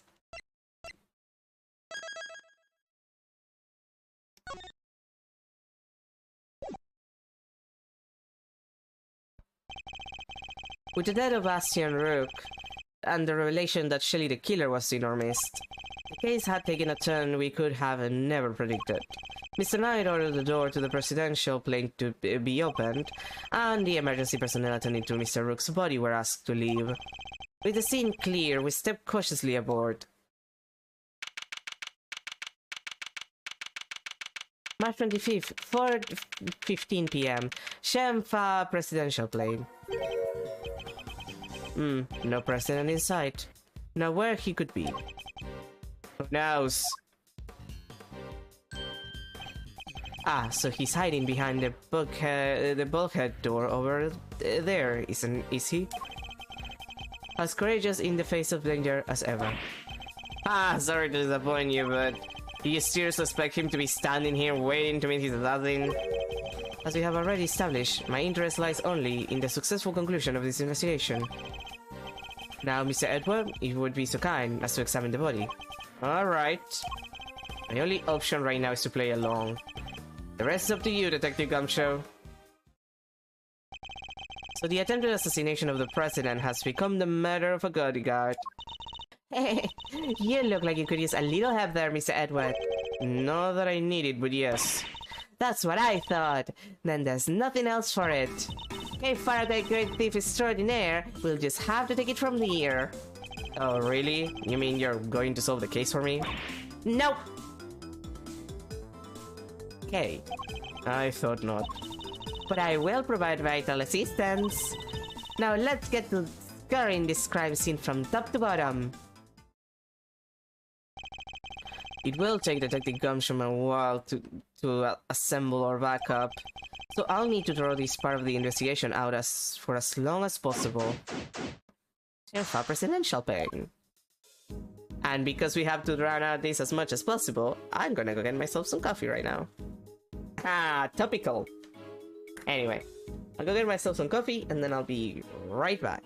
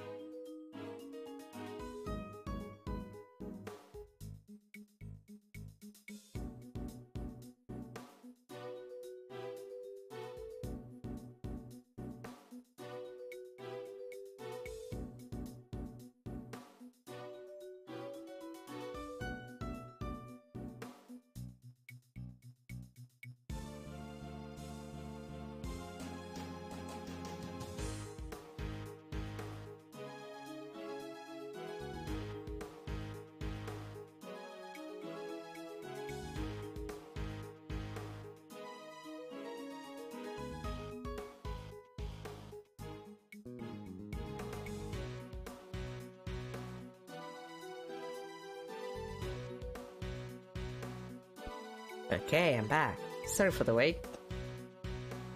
My coffee's here. Alright, let's check this chat. Let's see what's up. Really? Okay. 2 gas masks in case of a poison gas attack, I suppose.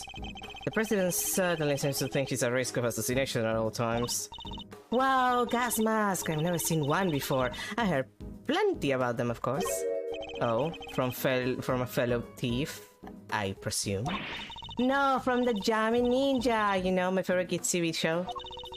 Princess Murasaki was getting married, but toxic ninja Wolfsbane showed up to lay down some sick burns. And time to tune out. Maybe save myself a brain cell or two. Someone has left an inflatable boat and an oar here. Probably so it's ready to go at any time. Wait, but there's only one oar! You can still row with one oar, you know. I'll talk to you in a sec. It's a wide selection of protective equipment here. Bulletproof vests, hazmat gear... No way, there's even a spacesuit! I get the sense that the president thinks he's very much in need of protection at all costs. But what if he was in a gunfire and there was poison gas everywhere and he was in space? What would he do then, huh? Then he'd simply put on the bulletproof vest, the hazmat gear, and the spacesuit. Actually, you don't really need the hazmat gear if you're wearing the spacesuit. Just saying. That's probably easier said than done. The president is on the other side of this door. And what a door it is! Ah, bet I could get the better of it though. Get the better of it? Doors aren't there to be beaten. But look how heavy it is. Look at that log, it's just sitting there begging me to try it. Calm down, Kay, and think. Why might this door be locked? For me to open it, of course. Precisely, for you to open it, of course. Wait, what is the right answer anyway? It's a bank of monitors displaying camera feeds from in and around the plane. I must scour the scene and inspect anything that catches my attention. What on earth is this?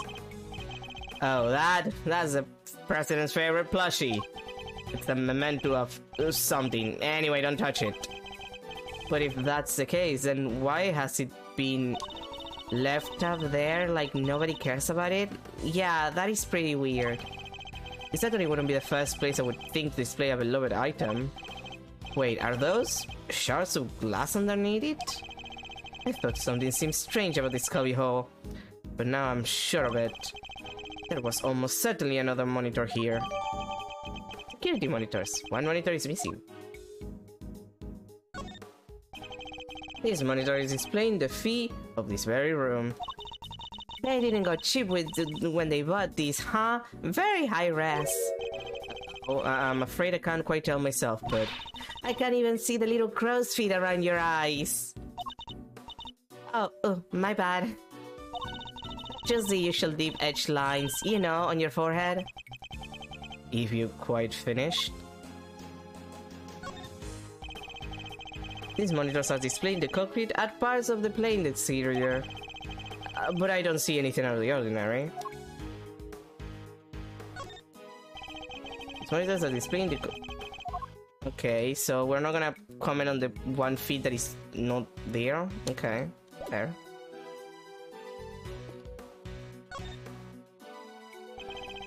I must scour the scene and inspect anything that catches my attention. That looks heavy. So this is what a president wears, huh? Must be made of something super special. Yes, to protect him from bullets. What? So it's not just for show? Of course not, this is a bulletproof vest. Oh, so that's what one of those look like. Why didn't you just say so? Now I feel silly. Documents of some kind. We could always steal a glance? Another security plan. Also Case of amphibious attack. Amphibious attack, dude! Spectator area should be covered at all times.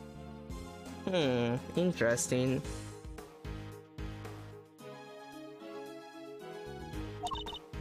Oh yeah, like the one from the trash can. Precisely. But wait, something feels off.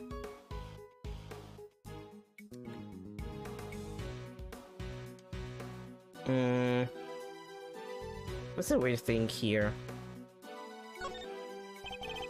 The same rough diagram of this stage area. Yeah, like the other security plan we found. The one from earlier, you mean? Something's different, I'm sure of it.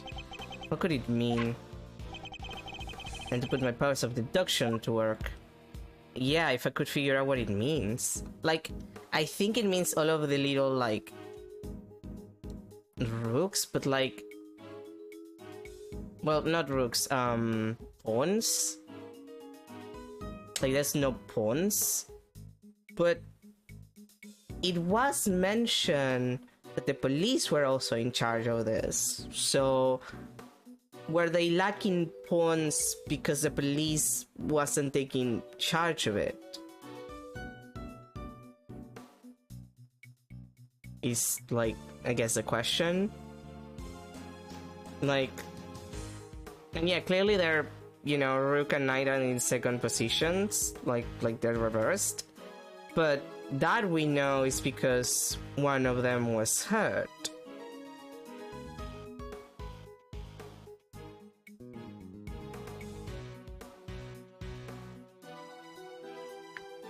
Like, I'm not entirely sure what he wants here. So, let's leave for later. Let's leave that for later. A curious figure of a curious animal with a curious expression is staring straight at me. And look, there's a big lever right by its butt. Don't even think about it. Oh, I wasn't thinking about anything, I swear. I imagine that lever opens the panels beneath my feet. Ah, I see. So he's standing on a trapdoor. I strongly advise you do not pull it. Do so, and you will regret it. You know, I'm okay with taking some advice, especially when it's from a professional killer.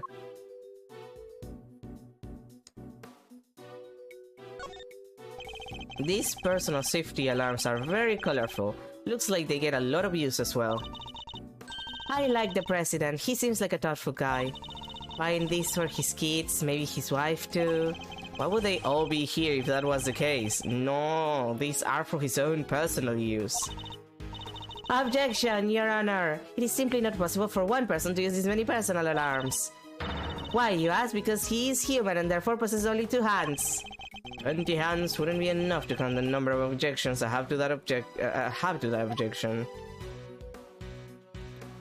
Okay, we'll go to these in a sec after I check everything else.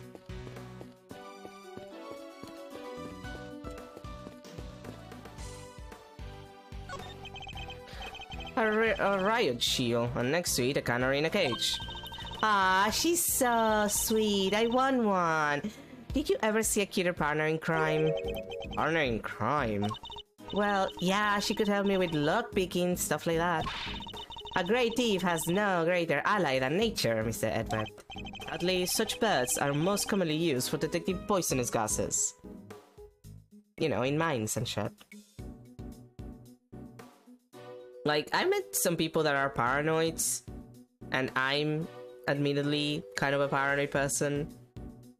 But the level of paranoia that I'm feeling coming from this man.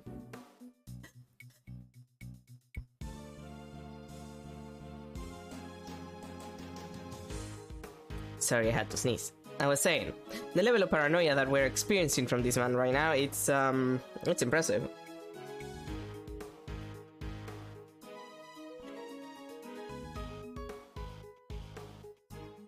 I had to sneeze again. Wait, this one isn't actually for that, is it? No, Edward is exactly for that.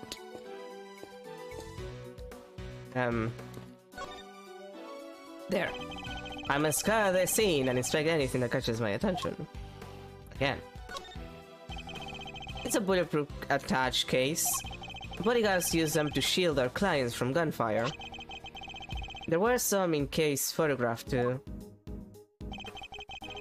Looks like Rook and Knight each had one. Bulletproof attached case. I've never seen one of those. I've seen bulletproof vests, but not those. Oh hey, that's a photo snatched! You can hardly steal a photo at a public event, Kay. But I'm snatching up a moment in time with every picture I take, you know? I take it snatch is your new favorite word. Maybe? So the victim was also carrying a revolver. It looks like he was trying to use it. He probably drew it on instinct when he felt threatened. We should check to see if he managed to fire any rounds off. Oh there, another signs of the weapon having been used. Was this one on load from Shenkpa too? Yep, sure was. Were always issues with the same model gun. Okay.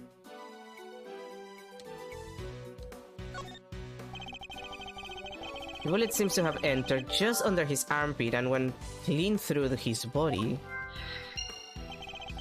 It was hit in an area his bulletproof vest didn't cover. Like it was on purpose or something, huh? The cause of death would appear to be loss of blood. Attempts were made to stanch it, but to no avail. Okay. The medics must have been brought in to try and save him. Sadly, it was too little too late. It's the victim, Mr. Vasion Rook, bodyguard to the president of Shenfa. He's one of the guys that brought the president inside as soon as the shooting started. Which means he continued to do his duty right up until his dying breath. At least he'll get posthumously promoted? Hey, it's better to know when to say nothing at all than to end up with your foot in your mouth. Don't worry, Edward, she'll learn. Or she will be like me and never learn. But what do you mean? I mean, bodyguards don't even operate on the same rank promotion system as the police in the first place. Anything else?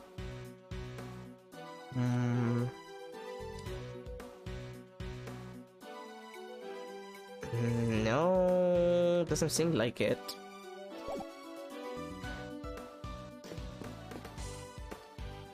Okay, let's back to these then.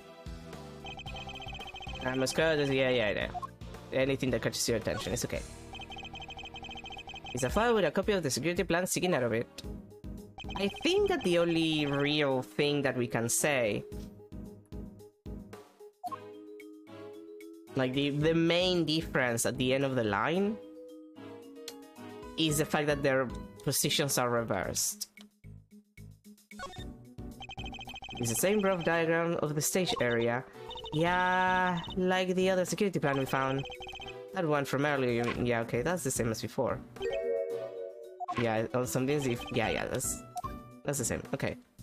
Yeah, no, it's definitely the fact that they're reversed. Like, I think that that's the only thing that can mean anything. The pawns probably don't matter.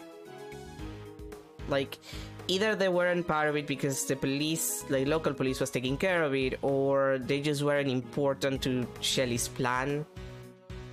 If Shelly is the killer, which he might not be. Also, at this point, I wouldn't be surprised if he wasn't. But it also doesn't seem like Lloyd is the one who did it. Like, I am wondering what's the thing here, like what's the vibe. Eureka! The two plans are different. Was the security detail reorganized at some point? Huh? Oh, you're right. Yeah, we made some last minute changes yesterday. President's orders. Why the urgency? Because of what happened the day before. The killer here tried to take him down. He infiltrated the security detail, posed as one of us. Rook figured it out first, but not before the guy got within striking distance of the president. Damn. If our leader hadn't stepped in just then, we'd all have been out of a job. But he made it, and our friend here went up with a seriously twisted arm. Rook put a bullet in it for good measure too. And where were you while this was happening? You were the first one I overpowered, were you not? Ah, that's embarrassing. Shut up, kid! Ah, now I get it.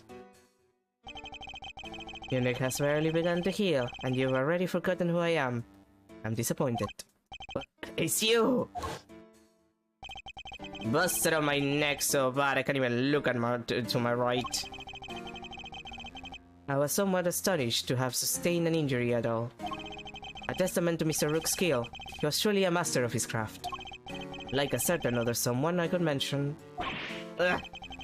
I'm just as good as he ever was. Maybe once your neck is healed, sweetie. You were a pawn to his queen, my young friend. What the heck do you know? So that's why you remember Mr. Rook's name. You admire his skills as a bodyguard. Indeed. While I was serving on the team, I learned the names of all the operatives. But his in particular stayed with me. He joined the very short list of those who have ever successfully wounded me. So that's the connection he was talking about. Kinda gay. And it's saying something because I'm Miles Edward, ace prosecutor. And that's why we changed up the security plan. Had to be sure there weren't any more assassins in our ranks. The president didn't want anybody on stage he didn't trust, and he only trusts 2 people. Okay, so you took out all of the other bodyguards, and you guys changed positions, I assume, because you couldn't look to your right, so it made more sense to put you looking to the left. Like, because if that's the only way you can turn your, you know, your neck. Me and Rook. Here's the plan data updated in my organizer. How does that explain your change of position? Oh yeah, he switched over to the right-hand side. I told you, I can't turn my neck to the right. Could only cover the president's left side. So I wound up moving to the right side of the stage. Well, that seems to be everything in this area.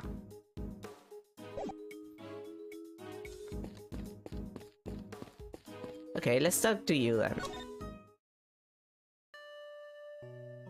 Girl? I didn't do it. I'm a reporter.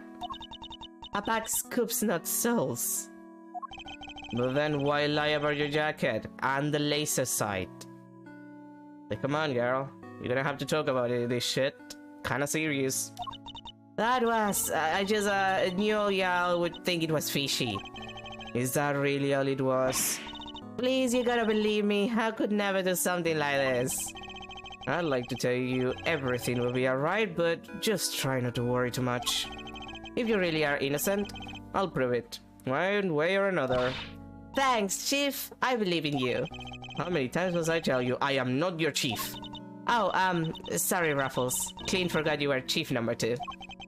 That's not what I meant.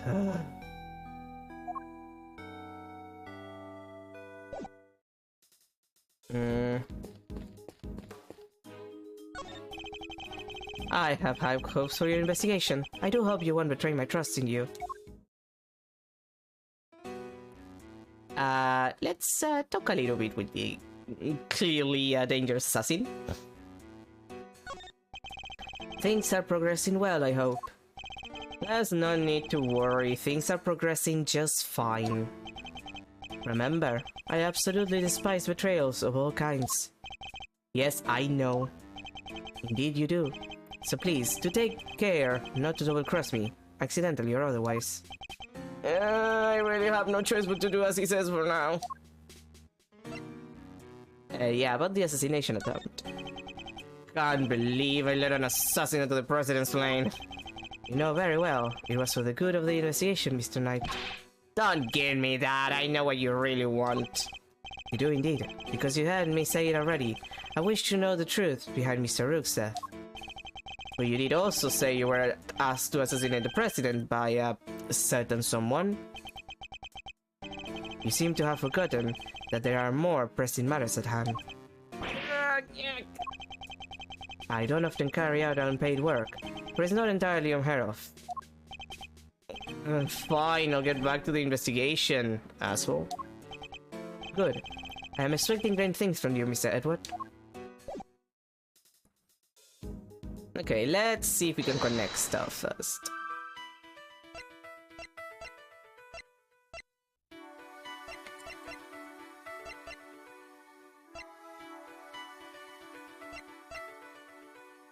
It's a bullet lodge in it. Bullet runs to the victim. Where did it end up? I mean, I think that we can connect these. Or...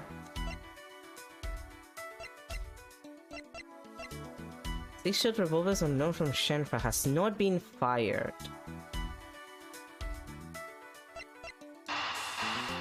Maybe these two? No, okay. There's no logical connection with these two things. God damn it, Edward!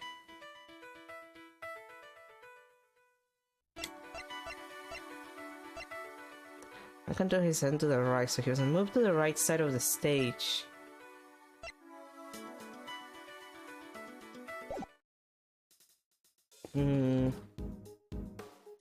What are my stuff right now?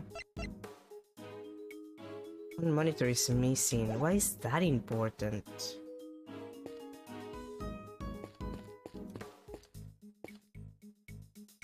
Clearly I haven't finished here.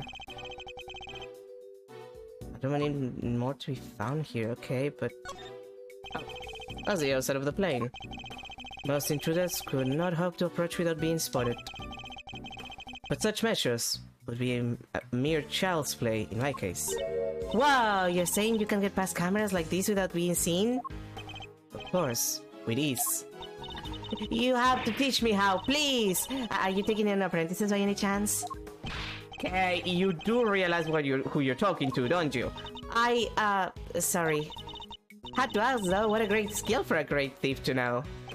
Unfortunately for you, I am not the type to take on understudies. You're not, huh? Shame. Shame? In what way exactly? God, girl. Okay, now it's complete. Okay, now I need to think. I need to think. Like, what connections can I make? And or alternatively...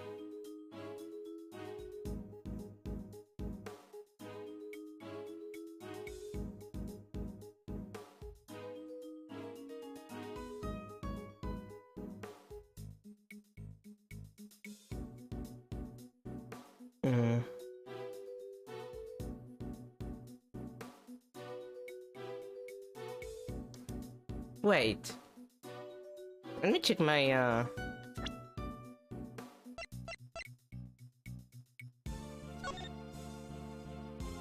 Okay. Time series notes.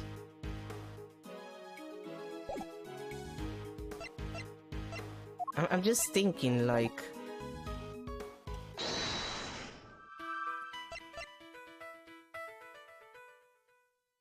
Six-shot revolver. Like, it seems to be the same kind of revolver, those two. Like, it seems to be like the same kind of issued revolver. The two guns are exactly the same, except for the laser. You know, the laser point thing. Meaning, it's likely that the one we found is also from Shangfa. Two spent bullets, same model as the victims. The bodyguards all got their guns from the Shangfa authorities, right? Yes. Are they like super rare or anything? No, I don't believe so. This model isn't exactly easy to come by in this country, but it's certainly not impossible either. Boo! And here I thought there might be valuable treasures. Yes, it is something of a shame. Whoa! I just mentioned treasures and you actually responded for once! Oh hey, whoa. I only mean to point out that if the guns were rarer, it would be much easier to trace them. which would have made them treasures of the evidence variety, I suppose. Ha! See? Everything's a treasure hunt, one way or another, including this investigation. You could say that. Alright then, it's treasure hunting time. On with the investigation. He certainly seems a lot more enthusiastic all of a sudden. Look. It's him, he's here. First chapter of the game. First case, and he's already here. Everyone's favorite assassin. Have fun that he's here. Okay, back to me trying to figure it out. The horse? There is a Hans also. There's a Hans guy. Okay, this. Bulletproof body. And the bulletproof... Right, the bulletproof vest has a bullet lodged into it.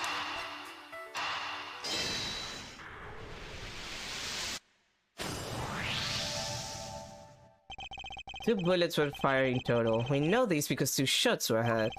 One traveled through the flag and into the balloon. The other took Mr. Rook's life. But there's a bullet in the president's vest too, right? How is that possible?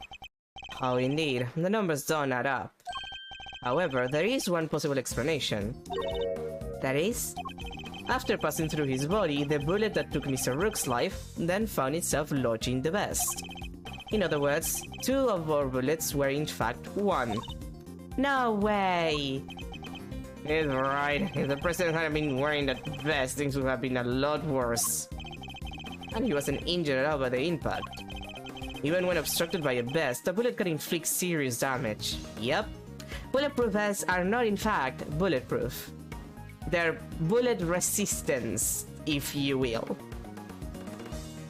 It's the difference between like being immune to fire and being resistant to fire. You're not gonna not die from fire if you're resistant, you're just gonna take less damage.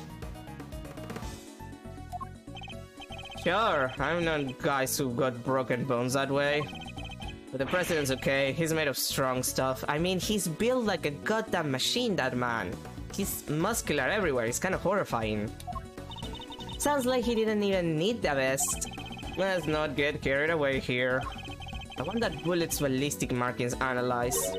Remind me what those are again? Guns leave a unique pattern of grooves on every bullet they fire. By examining these grooves, we can use them to identify which gun it came from. Think of them as fingerprints of sorts. You can tell all that from a bullet, then what are we waiting for? Analyze away! Might be easier said than done. That bullet hit solid armor, the impact will have completely flattened it. You'll be lucky if there's anything left for forensics to find. What? But I was all set for some analyzing. The bullet itself was crushed flat by the impact. That's... I mean, there's still some marks that you'll be able to find, even if it was crushed. Not a lot, but you should be able to find a little bit of ballistics. Just maybe not enough to identify it, which is fair. That's quite enough investigated for now. No! Yeah, what is taking so long to take me home, show? That's my coffee. Well, Mr. Edward, have you solved the case? No, not yet. Is that so? Then perhaps interviewing another key witness might help you do so. Another witness? Who? You don't mean... The most important witness of all. The man on the other side of that door. He really intends me to have me question the president. Okay, Ace Attorney, we have to have a talk. What do you mean the first case of your sequel is Edward has to go and interrogate the president who almost got killed, like, on foreign soil? We need to talk about the stakes. Now, if you would be so kind as to summon him, Mr. Edward. Stop right there, the killer. You're nuts if you think I'd let him anywhere near you. Well, Mr. President, I'm sure you're watching us through your security feed, aren't you? In which case, I politely request that you show yourself. At least, if you value your bodyguard's life.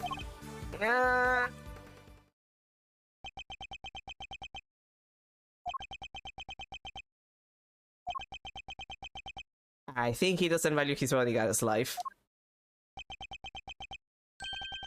Well then, if nothing else, we now know what kind of man you really are. Mr. President! Stop! You can't do this! Let's all just calm down, alright? Come on, detective, where the blazes are you? The lights! What's happening? Listen well, Mr. Edward.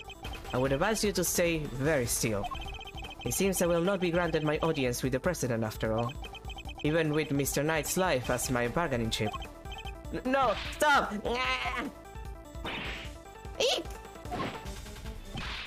Hey! You won't get away with this, the killer. I have seen enough, and now I know the truth. Where are you? Where did you go? Where did you come from, Cotton Eye Joe?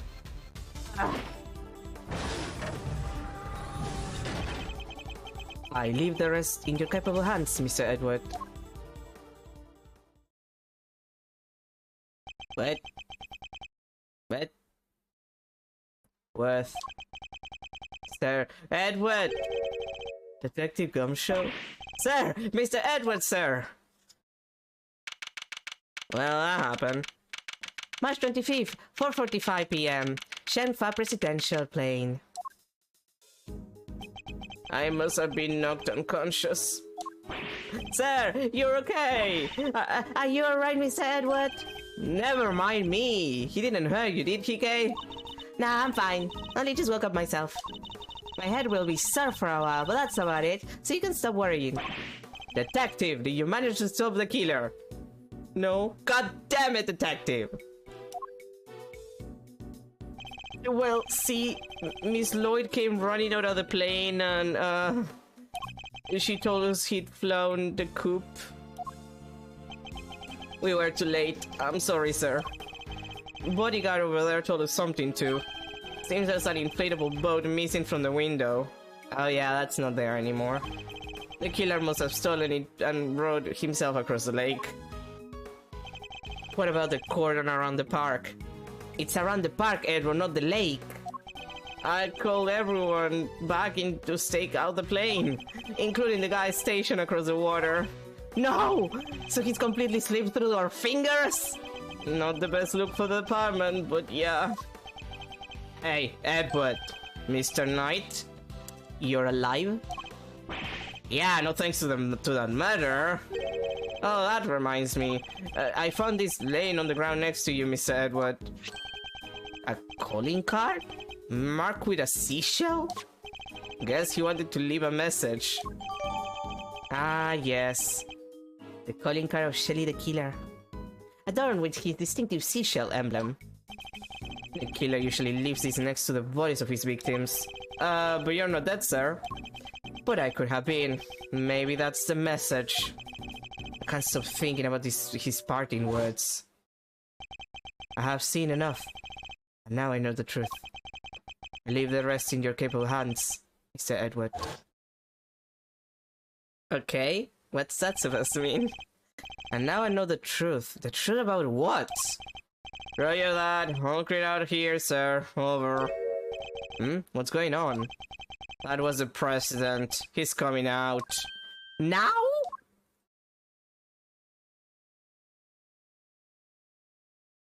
How is he so built? Like, look at those arms. Like, you can see every muscle. Like, either your suit is too small or your muscles are too big, dude. Who do you think you are? That one, like, slurred from Twitter? So he's the president of Shenfa, Mr. Dijun Wang. Actually, no, I take it back. Even the slurts from Twitter, like, their suits are not that tight. And you are? It's an honor to meet you, Mr. President. My name is Miles Edward. The honor is all mine, Mr. Edward. I am Dijun Wang. Your effort on behalf of Shenfa have not gone unnoticed. You averted something of a crisis. He must be referring to the Yatagarasu case. Thank you, sir, but all I did was solve a few local cases of murder. He's clearly inflated. If he's not inflated, like, I think he needs to drop these steroids, you know? I I think he's been taking too many anabolics. You are too humble. I have been observing your investigation. You are an impressive operator, Mr. Edward, even if the killer did get away. That's very kind of you to say. So he was watching through his security feed. Sadly, I must inform you that this is as far as your investigation goes. What do you mean? Hear me, you foolish prosecutor, for I shall sell this only once. Knight has appraised me of the state of affairs, and from this point forward, the case will be handled by Shenfa Police Force, the finest in the world. You say that, but the last time we had to deal with a Shenfa officer, I remind you that the guy got manipulated by his assistant for who knows how long, and we had to solve all of the problems by ourselves. So, not that good. Even with the killer out of the picture, they're still looking to get me thrown off the case? Why a thing you're doing, Paul? Nobody talks to Mr. Edward like that. If it hadn't been for him, the killer would have. Detective. Forgive him, Mr. President, but I must confess to being somewhat confused. I fail to see how or why this case falls within Shenfa's jurisdiction. It happened on my soil. This is my area. This is my jurisdiction. What the fuck are you talking about?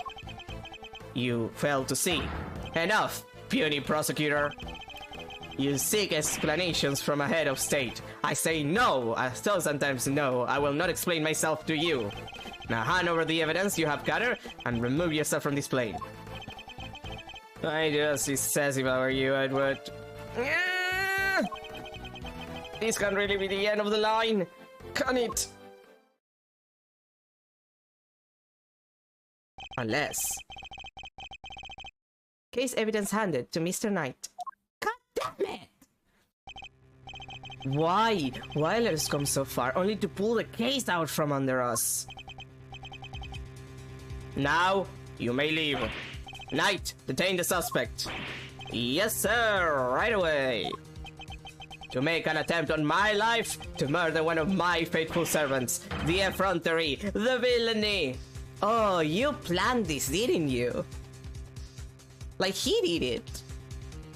Like, he planned this. Like, I don't know why, and I don't know who he paid, but he definitely planned this. I didn't murder nobody. Cause I... Shut your mouth, Miss Journalist. Answer me this, in a world already loosey with lies, with deception, with sin and inquiry. Can we stand by and suffer yet another crime to go unpunished? I say no, and sometimes no. There can be no forgiveness. There can be no surrender.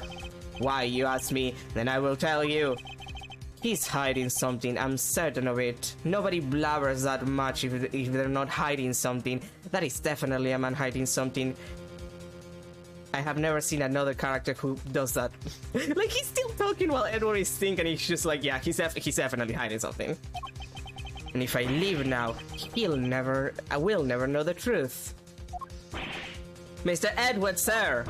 Mr. Edward, there's gotta be something we can do.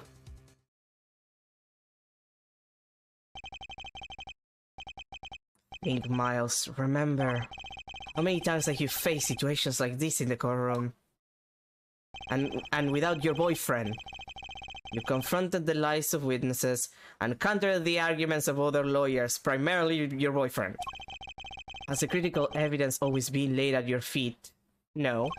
And yet, you always got to the truth of the situation in the end. With your greatest weapon of all, your words! And logic. Okay, time to... Last time we had to fight with like an ambassador, and now we have to fight with like a president. Oh god, it's the mind chest again. Now let us analyze the state of play. Begone, puny prosecutor, or do you dare defy the direct order of a president? I'm not going to, Lisa. He clearly means to drown out any objection by means of pure rhetorical force. Oh wait, so that's why it's called Prosecutor's Gambit. Because it's a play on Queen's Gambit, which is like an actual chess-like move. That's why. I feel smart now. When an opponent is on the offensive, the best thing I can do is bide my time and wait for an opening. As he said himself, he's a head of state. A seasoned politician, he won't open himself up to attack easily unless he's extremely stupid. I can't let him bully me into submission. I have to stay calm and alert. If I can read his movements and expressions correctly, I may be able to find my moment. My first aim should be to find out why he's insisting on Shenfa taking over the case. The board is set. Time to make my opening gambit. Inches.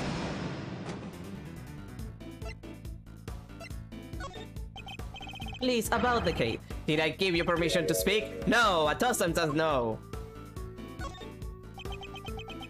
Just wait. I am the leader of Shenfa. I have no time for your insolent back chat. I was simply hoping to confirm one basic fact. You say that the investigation will now be assigned to your national police force. I do. Now enough of your pointless questions.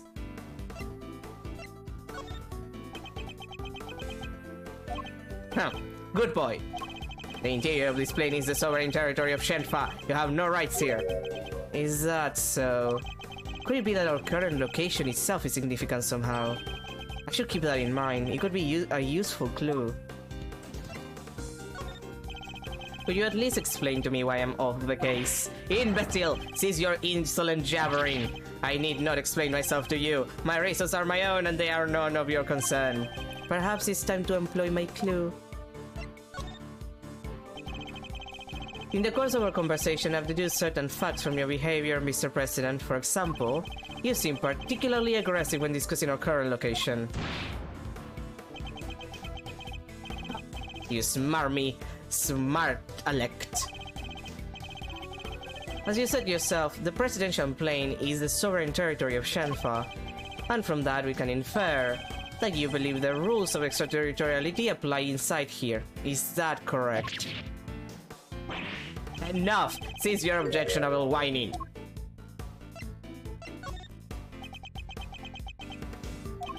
If you have nothing else to say, then stop wasting my time and get out of my sight. Yeah, maybe there is such a thing as wasting my time too much. Yeah, okay. Yeah. Yeah, I read that. Don't worry.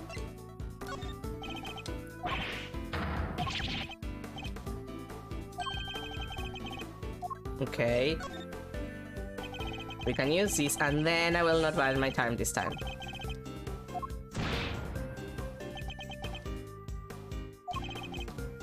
Yeah. And from that we can infer, yeah, that you believe that represents getting extraterritoriality.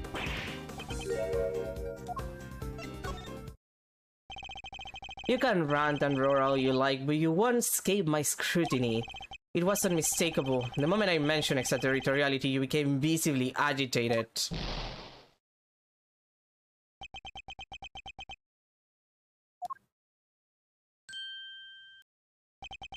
You think you're clever, don't you? Let me answer your little question. It's true, extraterritoriality applies. Your laws mean nothing here. You're on a plane. A plane technically does not have... it does not count as soil. I don't think the presidential plane even counts, to be fair. Though if it does, the issue is that eventually you're gonna have to get out of the plane. So, like, you're kind of screwed either way. And why does that matter, you ask? It matters because it means you are powerless. You have neither influence nor authority here. Interesting. So the extraterritoriality issue does have something to do with all of this. Let's dig a little deeper into the claim that the plane is sovereign territory, shall we?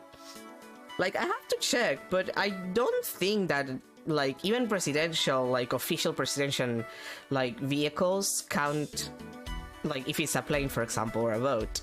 I don't think they count as a territorial, like, I don't think they count as sovereign territory. Boats, I think, are different that place, at least, because it does count sometimes for boats. But I think that is, like, very specific situations in which it counts for boats. This next one will surely decide the victor. He may be the president, but nobody is untouchable. I just have to find the right angle of attack. You believe that extraterritoriality applies here, but can you prove it? Do you even understand what you are asking? Of course, if I didn't, I wouldn't ask it. Have you no shame, calling into question the good word of one such as myself?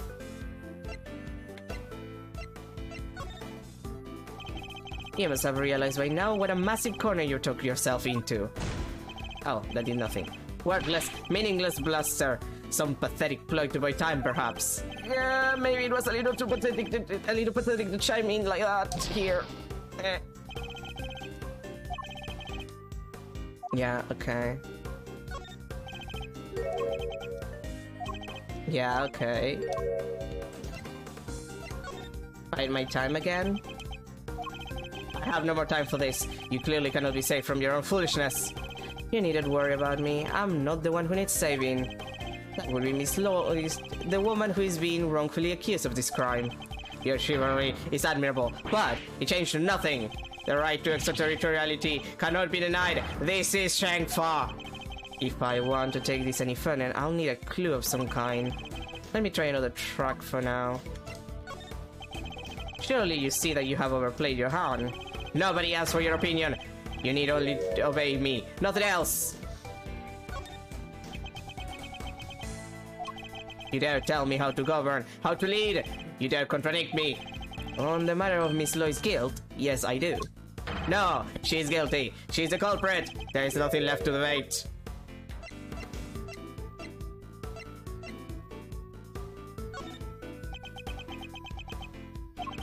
Who else could have fired from outside the plane? There is no other viable suspect. Fascinating. So he's claiming that Miss Lloyd fired at him from outside the plane. This could be a vital clue.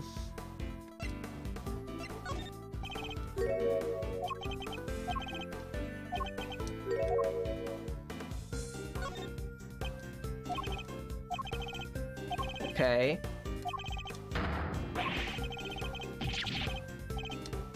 Yeah, because like if he shot from outside the plane, then it doesn't count. So I may not be able to call the extraterritoriality of the presidential plane into doubt. However, according to you, she shot at you from outside the aircraft, correct? In which case, extraterritoriality could not possibly apply in this case. Your assertion is entirely without merit, and the detainment of Miss Lloyd cannot be justified.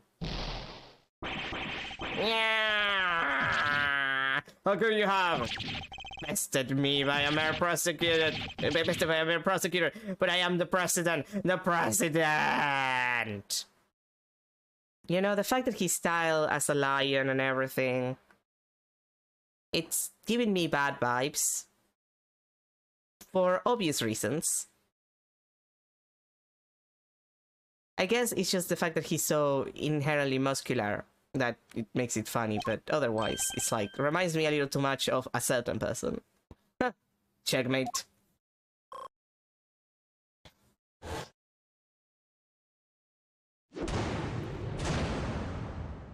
A checkmated idiot. I trust you won't mind if we continue our investigation now, Mr. President. Ugh.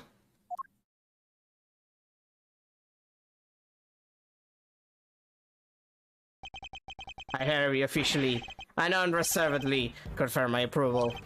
Consider it a gesture of the magnanimity and generosity for which my good office is known.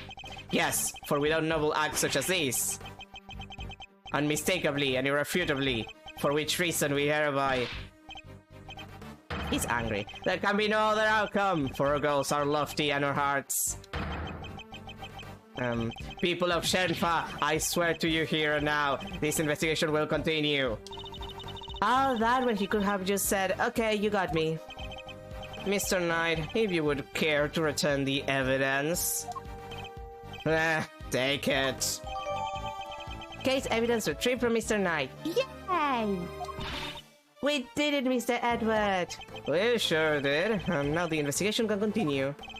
Whatever, enjoy your pocket full of pawns. I'll be over here enjoying how you put them into play. Then you will definitely enjoy my next move. Mr. President, one more favor if you would be so kind. What is it? Would you please give us your testimony concerning the incident itself? Now you want me to testify. Whoa, whoa, that's your next move? If you want the president to testify, you'll have to take him into court. All in good time, Mr. Knight. He will get his day in court soon enough. But if a person of interest refuses to cooperate on the investigative stage of the process, they are obliged to provide detailed justification as to their reasons for doing so. That's... What's the matter? Is there something you'd rather we didn't know?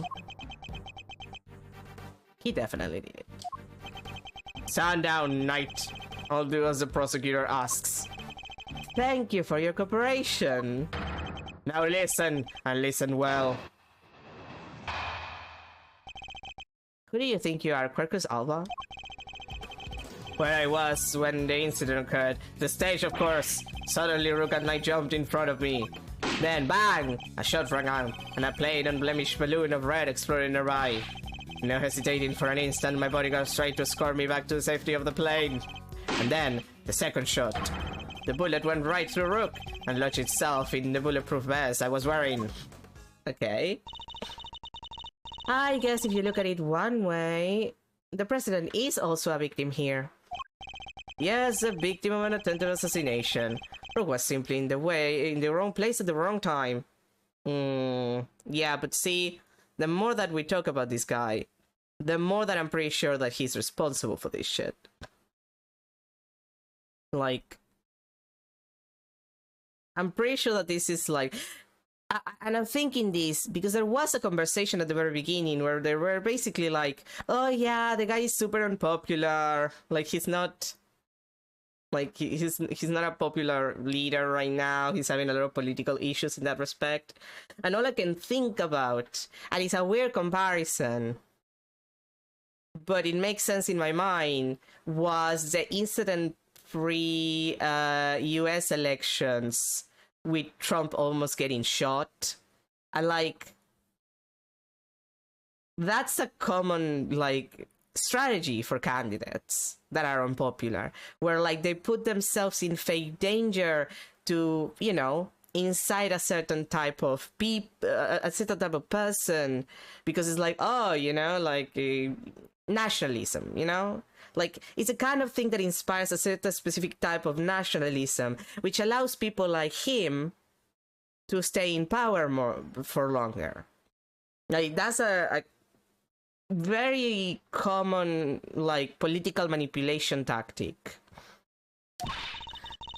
But that makes it even weirder. Why would the target of a crime try to obstruct the investigation? My guess is that there's something behind all this that he doesn't want made public. A cover-up, huh? I knew there was more to this case than meets the eye. Robots in disguise. And the president isn't the only one who knows the truth. Isn't that right, Mr. Knight? And to get to the bottom of this once and for all.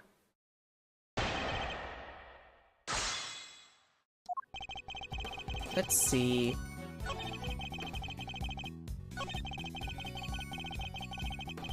A plain unblemished balloon of red. Except that there's no plain unblemished balloon. It's a fucking Steel Samurai balloon and it's... Objection! Yeah, like, dude. You say it was a plain red balloon that burst, but I strongly beg to differ. What? Take a look at this. I think you'd agree that it's hardly plain, wouldn't you? No! What? Who is that? Oh, Mr. President, meet the Steel Samurai. I would have hoped you might recognize him. Especially if you were hoping to ingratiate yourself with the people of this country. Edward, not everybody cares about the Steel Samurai that much. Yeah, you need to watch the Dummy Ninja too. He's amazing. So you see, the balloon that was struck by the bullet was anything but plain. It was, in fact, of the Steel Samurai. But the briefing mentioned two plain red balloons. And there they are, right on the security plan. They do look pretty plain, don't they? It's just simple round balloons. Knight, what is the meaning of this? Explain yourself. Yes, Mr. President. It seems the steel samurai balloon was borrowed at the last minute, sir. Borrowed? That's what we were told. Guess they only reported the incident to us bodyguards, though. Seems there was a little trouble here on site last night. One of the original balloons burst somehow. So they swapped it in as an emergency replacement? Yeah, one of the stall holders happened to have it. From what I hear, he was more than willing to lend it out. A very happy-go-lucky kind of guy, they said. Oh god, Larry, what the fuck? A happy-go-lucky stall holder with a steel samurai balloon to spare, huh? Larry. They fill just the bottom part up with air to make it look like the other ornament balloon. Oh, that makes sense. So while it was a steel samurai balloon, it was made to look like a plain red one above water. Is that the long and short of it? Knight! Why was not informed of this?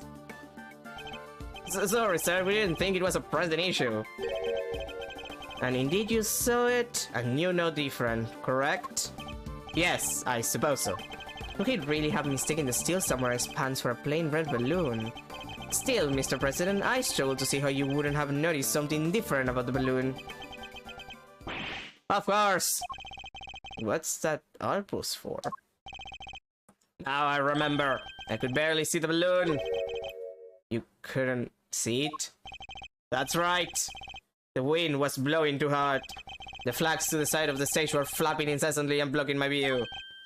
Is that so? Yes, those two flags. You were being blown back towards me.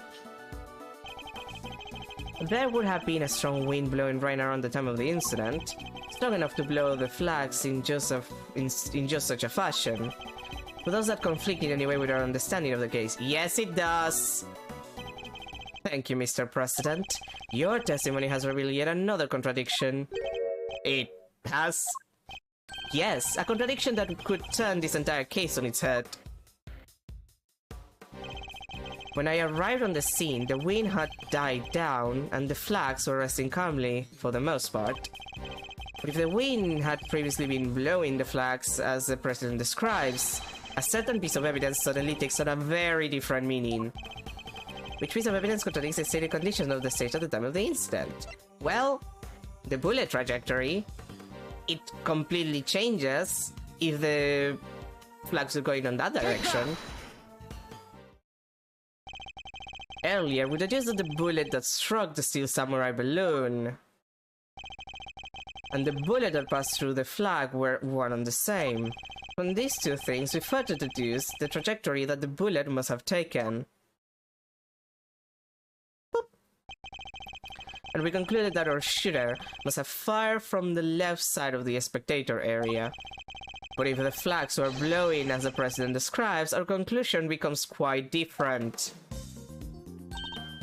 No way, the flags were pointed in the other direction? Exactly, our trajectory changes completely.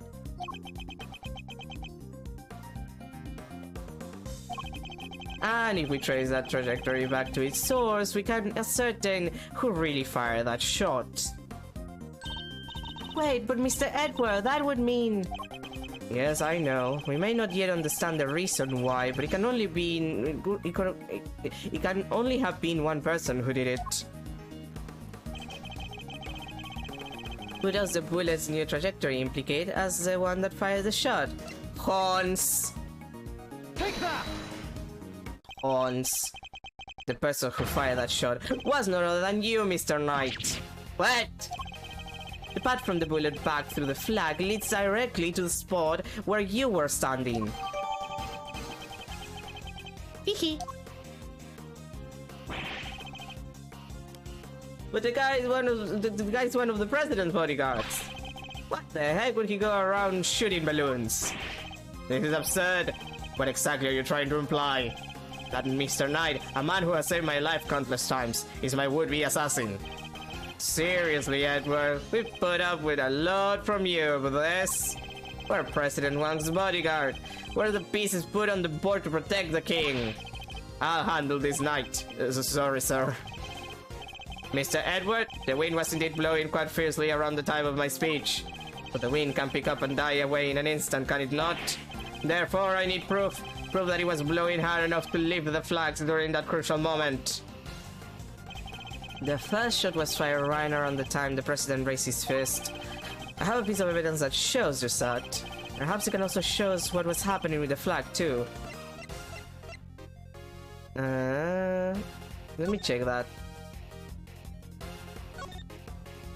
Yeah, the flags were definitely, yeah. See, it's there. So yeah, it's a photograph.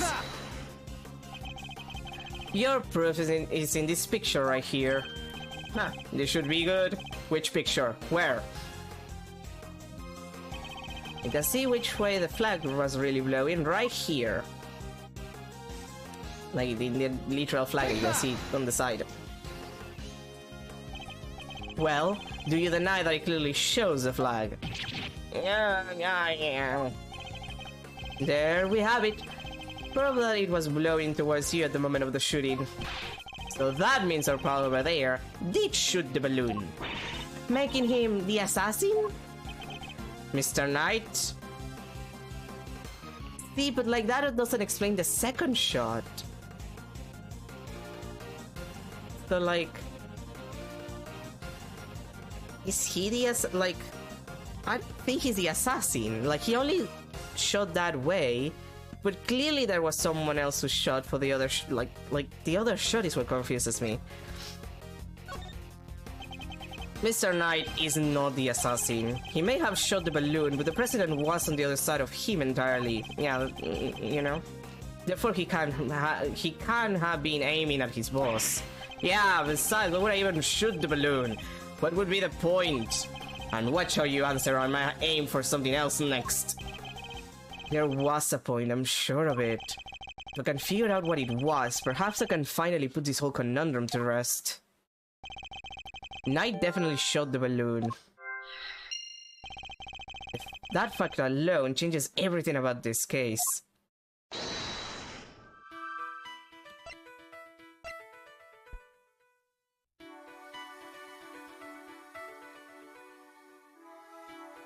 Like, I'm thinking about it, like, what's the like deal here? Like, clearly this was staged for the president. But I'm trying to think, like, what's the aim on the shooting of the balloon? Like, that's the thing that I'm confused about.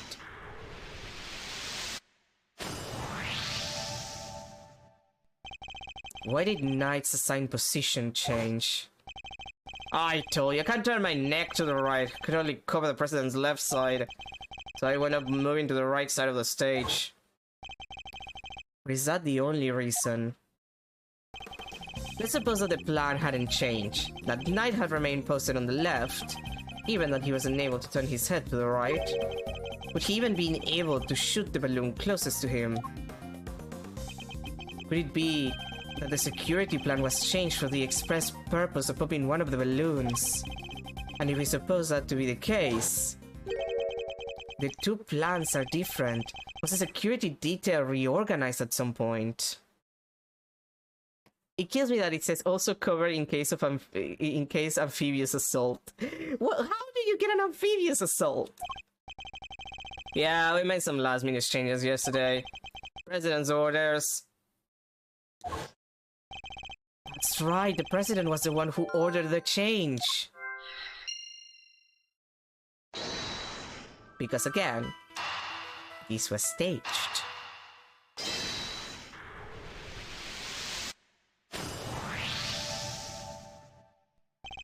If I'm reading things right, the president knew in advance about the balloon shooting, which means he must have had foreknowledge.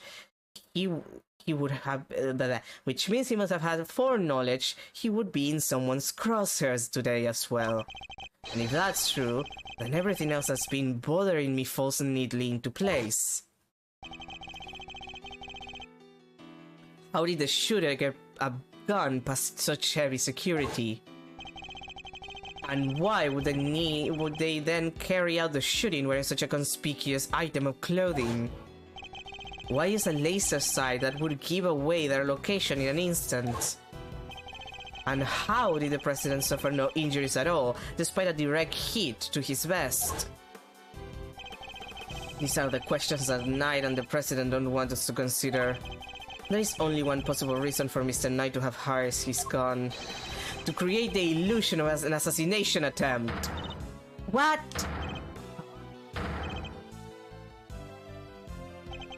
Idiot. You do understand what you're saying. Oh, I understand all too well. I understand everything now. Most of all, I understand why you were so keen to take this investigation off my hands, Mr. President. You wanted your real plans to remain hidden. You speak to me that way. Is this some sort of joke? Sick joke at that. Oh, it's no joke, I assure you. It is simply the truth, as revealed by the careful application of logic and reasoning, nothing more. The first shot was fired by Mr. Knight with the specific intention of hitting that balloon. The sound of gunfire and the bursting of the balloon were guaranteed to cause a panic. And then, he fired again. He did? Yes, he fired 2 bullets, both of which were aimed at the balloon. As for why he did so, it's because the second shot was designed to create the impression that the president had been hit. So then, what's the deal with the one in the vest?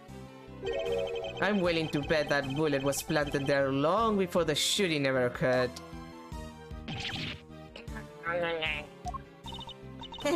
So Mr. Heroic President didn't take a bullet after all. That's not true. I was shot, I tell you. Well, we'll be able to verify that for ourselves when we take a closer look at that bullet. At the very least, we can expect to find traces of Mr. Rook's blood on it, correct? Well, you say it yourself. You found the shooter in a photograph, the person with the red hood. Objection! I thought I made myself clear. The trajectory points to only one possible shooter, Mr. Knight. Then where does Tabby fit into all this? She was simply one part of their plan. In order to place the suspicious elsewhere, they set about creating a fake assassin. A highly suspicious person with the red hood.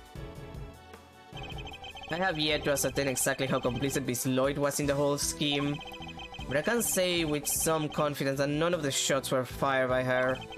I suspect her only job was to point a laser sight at the president.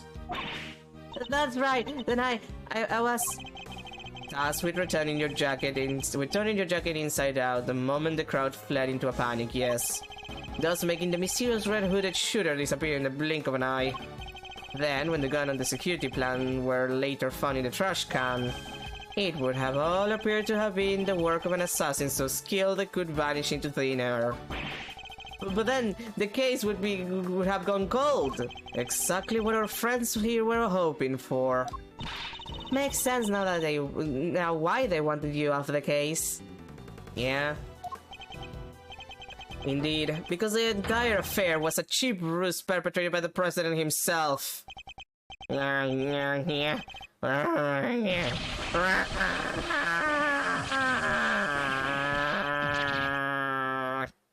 Oh, he deflated. Oh, now he actually looks like him. No, The presidential mask has well and truly slept. Admit it, the entire assassination was a lie, wasn't it? If that stupid chief prosecutor hadn't insisted on assigning you... how could I let this happen? Objection! That's enough, Edward. Mr. Knight... Sorry, but I'm speaking with the president right now. Yeah, well, I'm doing my job as a knight and protecting my king. Stop that, you cheap revolver ocelot. What did I just say? I told you to stop doing that. So go ahead, keep running your mouth. Perhaps it would be better if we stopped to threatening each other with words. He wouldn't, would he? Nah, I don't need this thing to shut you up. Alright, my move. Question. You claim I fired my gun from on stage. How do you feel I did that in front of a crowd of thousands? An excellent point. Time for my counter move, I suppose. You had a certain something that allowed you to conceal your actions. A certain something, huh? Mighty specific. What did Knight use to hide his actions from the crowd? Oh, that's, the attach case. My attach case. Yeah, you had it on you. Yes, take a look at the case photograph. Look at this photograph. Your right hand is completely obscured by the case. At the very moment this picture was taken, you were firing your gun. And in such a way that you wouldn't be detected. Objection. You don't like to let the facts get in the way of a good theory, do you, Edward? Shame you don't seem to have noticed. Notice what? That theories are all you have. Conjectures, nothing more. The flag was billowing in the wind at precisely the right moment. I hit my gun with my attach case. We changed the security plan because I couldn't turn my head. It's all just speculation, circumstantial evidence at best. You can't prove any of it. If you at least had the bullet that burst the balloon, you might have a scrap of credibility. Imagine, you could have run for instance to see if it matched my gun. But no, that bullet's at the bottom of the lake. You're gonna go dredge it up? We need to call the dredge guy. I hate to say it, but he's right. I don't have anything concrete. I thought not. Maybe now you can shut your mouth.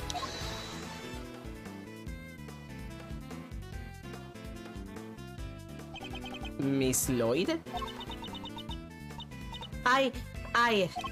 Of course, she could shed some light on this whole situation. I just need to get her to talk. What's the matter? Something you want to say, Miss Journalist? No, never mind. That's what I thought. Miss Lloyd. I need you to be brave. If you don't speak up, the truth will be forever lost. Well, lost forever. Same thing. You're a journalist after all, are you not? Dang it, I can't stay quiet any longer. You understand what you're doing, right? I think carefully before opening that mouth of yours. What the fuck is unbagging me a scoop? I forgot the most important thing of all. Real journalists don't lie. You're not used to a lot of journalistic integrity, are you? Like, that doesn't exist in the real world anymore. I'm sorry, girlie. Ain't no dang scoop if it ain't the truth. I'm sorry, Mr. Edward. I should have showed you this before. What is it? It's a laser pointer I used on the president. But that's all I done. I never shot nobody. You stupid. I thought I told you, you squill, and you were down as an accomplice. It was him. He told me to do it. I was at Shenfa's embassy sniffing out a story like I told you. This was 3 days back.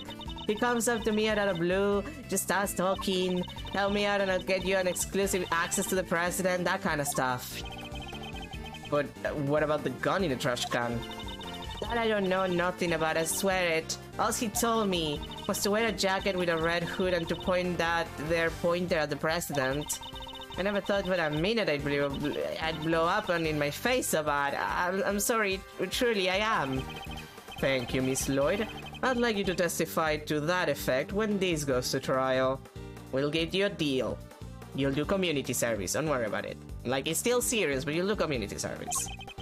It ought to go a long way towards proving that the assassination was a sham.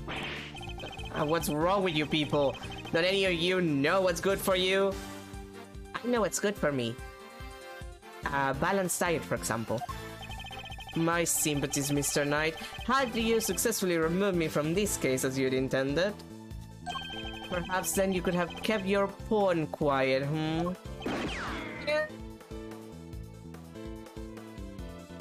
That expression is incredible. Like, I'm just staring at it. That is an incredible expression. Like, just it just, there's no words. It's just incredible. So let me get this straight. You told Tabby, yes, if you let slip about our fake assassination plot, we'll have you convicted for murder. Or something like that. Although they're dirty. I said not such thing. President Wang? Give it up, Knight. This time we came clean. It's our only choice. So, Mr. President, you admit it. You admit that there was a plot to fake an assassination attempt. I do. I'm sorry. But why? Why do something like that? My popularity has been on the wane back home. I thought surviving an attempt on my life might give me the boost I needed. I know what we did was wrong, so yes, it was all lies. I love it. See what I mean? Like, this is a classic strategy of people who are having issues with, like, their political career. Like, put yourself in danger, do something heroic, have a child. Like, if you ever wonder why a lot of presidents have children right around the time that there's elections, which is incredibly common for the record, it's a political move. Like, people love voting for fathers. Like, that's the thing. I'm not even joking. It's super common. So, like, it was obviously a ploy. And the bullet in the vest, it was planted ahead of time. I wasn't hit by anything today.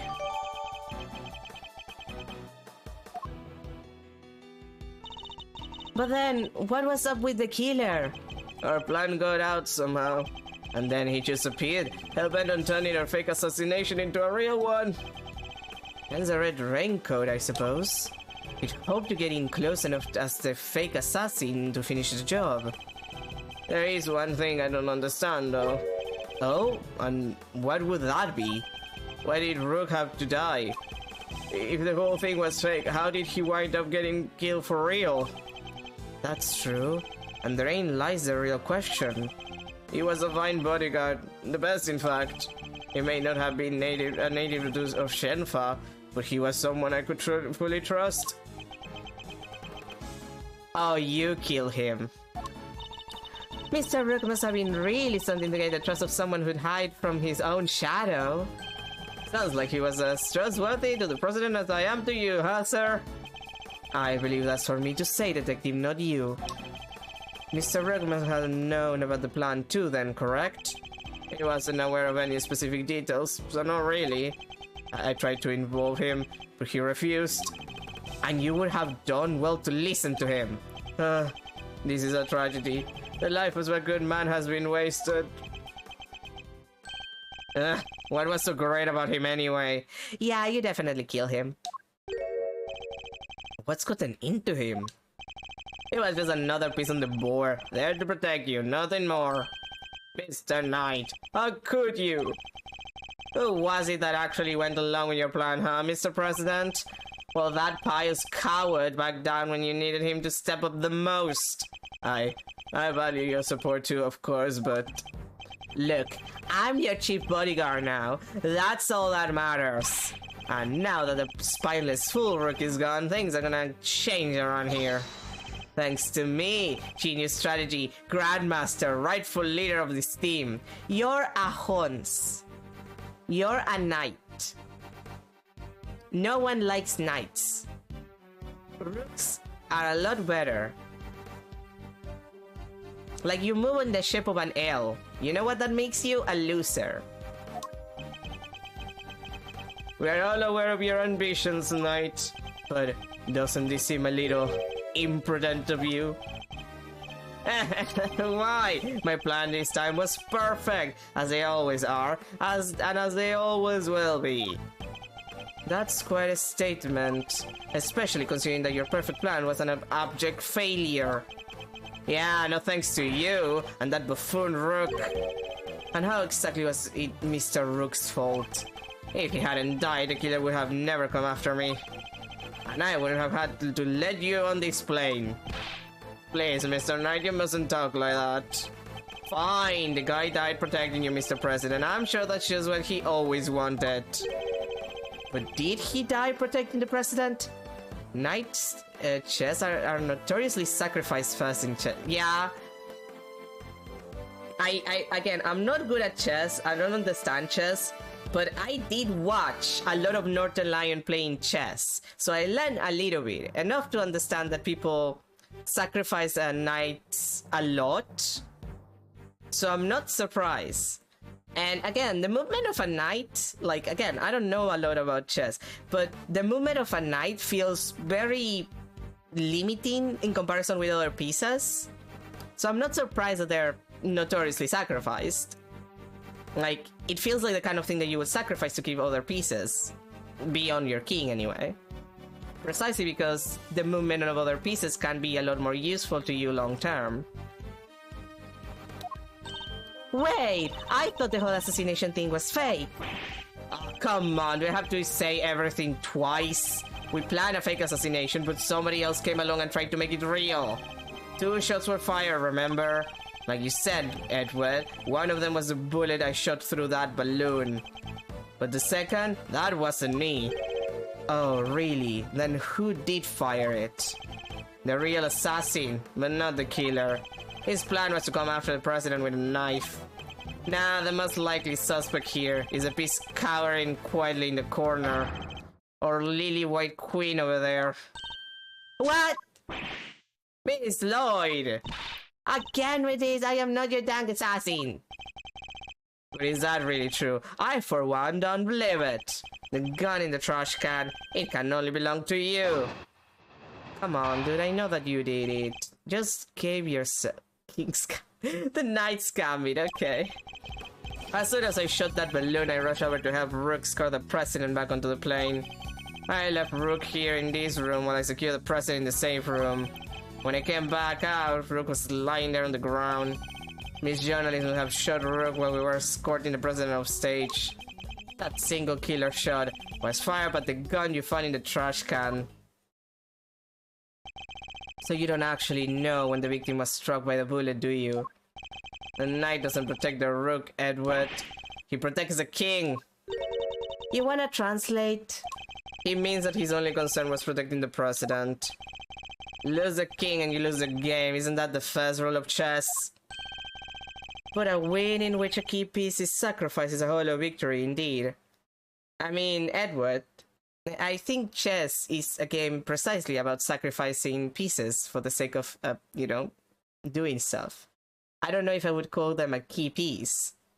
But then again, yeah, I guess if the knight is sacrificed more, the rook matters more as well. Doesn't matter, still a victory. I kept the president safe. I win. Well, it's a bit early to be calling our little match in any case. For this is where our battle really begins. Well, shit. I know where there's a contradiction here.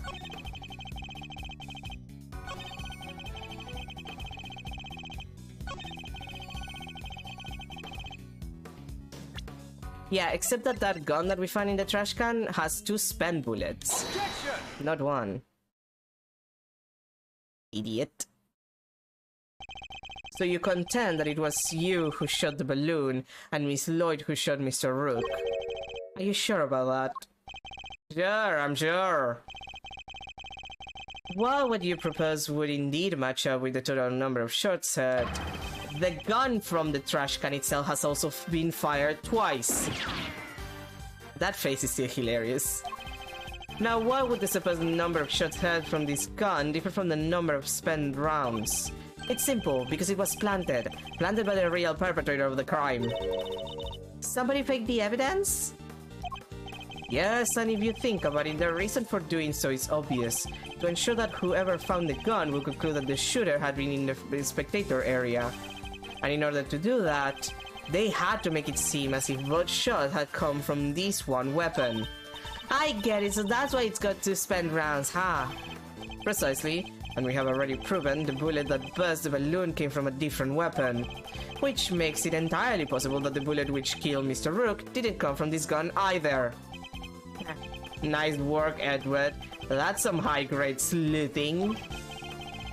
But why don't you get to the point? You come this far, spit it out. Oh, I intend to, don't worry.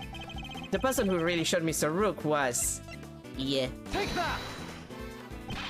You, Mr. Knight, you're the one who murdered Mr. Rook. Oh, finally got up the courage to say it, huh? Surely not. Surely you wouldn't have. It wasn't only the killer who tried to take advantage of this fake murder plot. You killed Mr. Rook, hoping that he would look like an accidental victim of the bungle assassination. With the president locked away in the safe room and the door of the airplane tightly closed, it was just you and Mr. Rook, alone, together. And that was when the third bullet was fired right into your colleague's body. Objection! Wait, you're really gonna claim there's a third one now? You just said only 2 gunshots were heard. Wanna tell me how that works? Objection! Airplane cabins are practically soundproof, Mr. Knight. If you close the door, nothing can be heard from the outside, not even gunfire. But wasn't the president right next door? Very true, which means he may have heard the shot himself. Well, Mr. President, I didn't hear anything. You can observe this room through your security feed, can you not? The camera in this room isn't normally on. I have to manually switch it on when I enter the safe room. And that's what you did this time too, right? Well, that is... What's gotten into him? Mr. President, this is vitally important.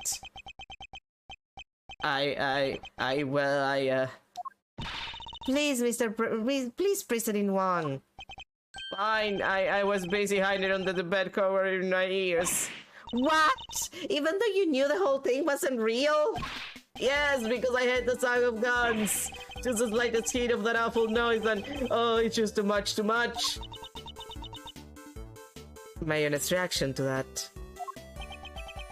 Also my honest reaction to that. Oof. There's salad and a pot of overcooked crawfish. Ahem. Mr. Knight, you saw the president one was covering beneath the bed. And what's more... God, this is incredible. This is the first fucking case! Like, can I point out that this is the first fucking case? This is the introductory tutorial case for this game. This is ridiculous. You knew from the monitor bank that the security camera from this room hadn't been switched on, which means you knew that the circumstances were perfect for you to fire the third shot straight at Mr. Rook. Knight, how could you? Could you really have betrayed my trust so horribly? You think I killed the whole half-wit? You don't trust me much, huh? These are the things I get for putting my life on the line for you day after day. I want to believe you, but yeah, you're kind of like a weird guy. You look guilty, you know? I don't get it. I just don't get it. What is there to doubt here? What, you don't believe that the girl over there could have done it? No, because the gun isn't a murder weapon. We know this from the number of bullets fired. Yeah? Well, how do you know there wasn't a spent bullet from the start? What? Someone could have fired a bullet from that gun yesterday or the day before. Then today, another bullet. The bullet that hit Rook. That's pure speculation, pal, and you know it. Maybe. But can you prove it's not true? Not with any certainty, no. You're nothing without conclusive proof, so come on! A single piece of evidence straight through my heart, I dare you. Well, what are you waiting for? There must be something, mustn't there, Mr. Edward? If we can't prove it, Tabby's... Please, Ruffles. I messed up. I know I did. I should have never done what I did. Not even for a scoop. But murder, nah, that ain't me. Ain't no murder's one in my body. Conclusive proof. If only I could prove that Knight's gun is a murder weapon. Wait, perhaps I can. If you at least had the bullet that burst the balloon, you might have a scrap of credibility. Imagine you could have run forensics to see if it matched my gun. If we had the bullet that killed Mr. Rook, forensic could tell us which gun it was fired from. No proof, no case. End of discussion. Objection! Hold it right there. What now? You're not about to claim you do have proof. Huh. Of course I do. This ought to be good. Alright, bring it on. Show me this proof of yours. The bullet that killed Mr. Rook is a key to end our little game. Very well, my conclusive evidence is... I mean... Technically it's right here because the corpse is there and we could look for the bullet. But it's technically not in our possession.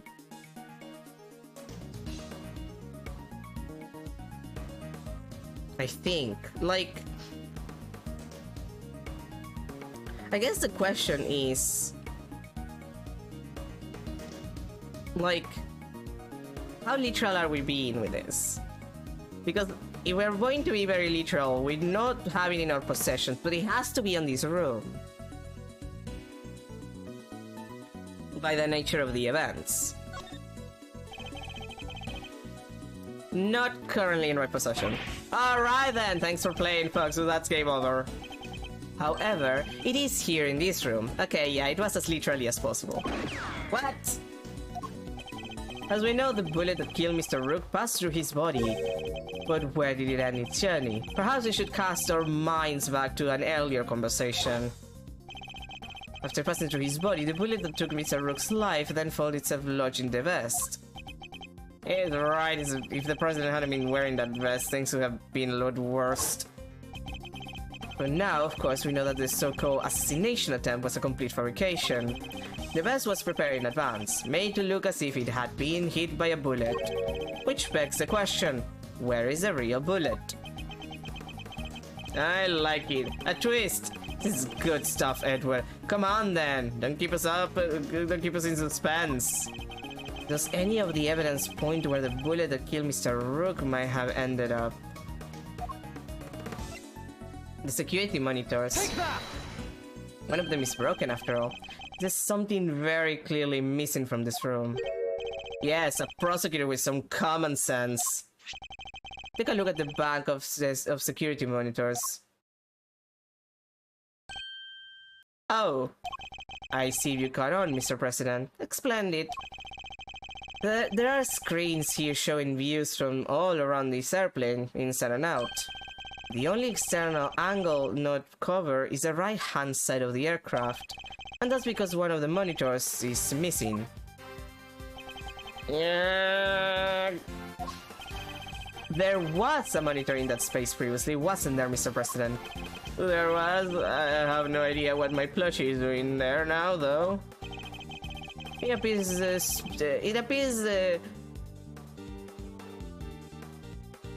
Yeah, that line is badly worded. Like there's a word that is lacking. It appears to be someone's vain attempt to hide what is obviously lacking.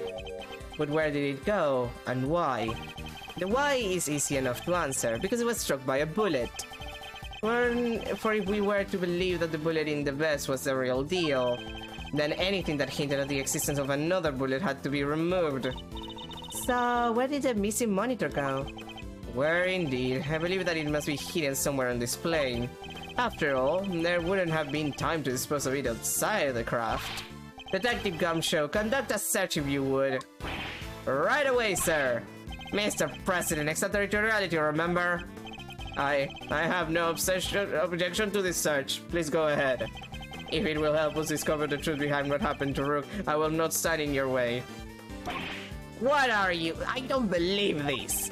Rook this, Rook that. Don't you ever think about anybody else? The search has been authorized, detective, if you wouldn't mind. Sir, I found the monitor. Excellent work. Now go ahead and extract the bullet. Let's see if I put my hand in here and just come on, got it! Well, would you look at that? What? This is the bullet that killed Mr. Rook, there's no doubt about it.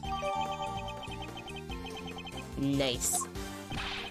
And there you have it, Mr. Knight. The single piece of evidence you requested straight through your heart.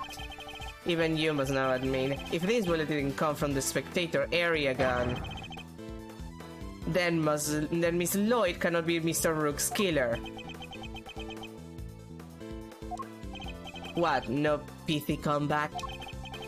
Detective, have forensic analyze the bullet for frustrations and compare them to the gun we found. Yes, sir! We'll get the evidence you need. You can count on it. 2 hours later. Oh god, he's so fat. Like, the suit doesn't even fit him anymore. Damn. Alright, let's hear what forensics has to say. Our findings are as follows, sir. Firstly, the blood on the bullet is indeed that of the victim, proving that it was the bullet that killed Mr. Rook. Secondly, we found Mr. Knight's fingerprints on the gun, probably from when I handed all the evidence over to him. Now for the key part, the striations. If they're not a match, then Miss Lois is in the clear. Lastly, the striations on the bullet are a match with the weapon. What? But how could that be? No way! Oh, come on! There's no doubt about it, sir. This is the gun that fired the bullet. How? Well, isn't that something? Stop revolver oceloting all over me. You're not that cool, Hans. Conclusive proof that I was right. Stop revolver oceloting. What did I just say? What's the matter? You didn't think you had me backed into a corner, did you? Guess you misread the board. Cause the only one backed into a corner here is you. God fucking damn it. The Knight's counter. There's no denying it. Forensic proof that the gun and the bullet are a match. The bullet that killed Rook was fired from the gun you found in the spectator area. So who pulled the trigger? It can't have been me. I was up on stage, which leaves your little friend. They had killed Rook. She's a murderer, and you just proved it. Your move, Edward. But just remember 2 things. 1, where you found that gun. And 2, which gun the fatal bullet came from. Whichever way you look at it. I can't have been the shooter. Yeah, how did you come to this? Okay, there's 2 possibilities. Either that is exactly what happened.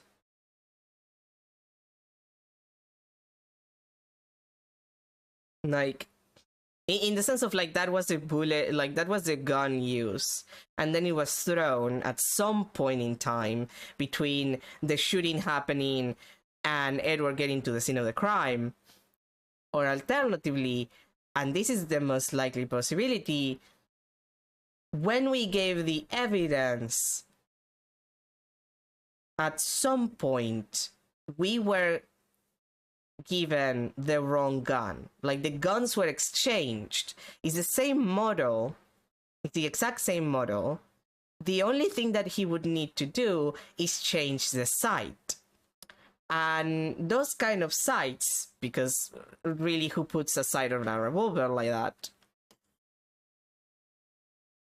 Those kind of sights are made to be just, like, put and, like, pull from a gun. It's the kind of thing that you can just, you know, take out, put on another gun, take out, put on another gun. Like, that's how they're made for.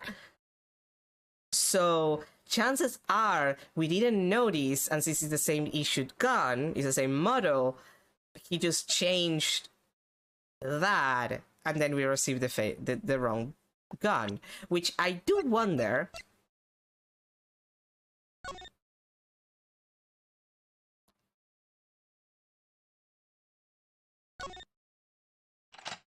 Okay, 2 bullets spent.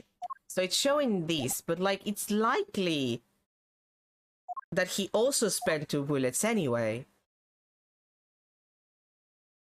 Yeah, no, I think that might have been what happened. I think he just exchanged the guns. Me and the president, we admitted to faking the assassination attempt. Now it's your turn to admit something. Who the killer really is. There's no way Tabby did it, is there? Don't let him get to you, Kay. We just need to go over his statements again. There must be something further we can deduce from them. Okay, let's do this, Mr. Edward.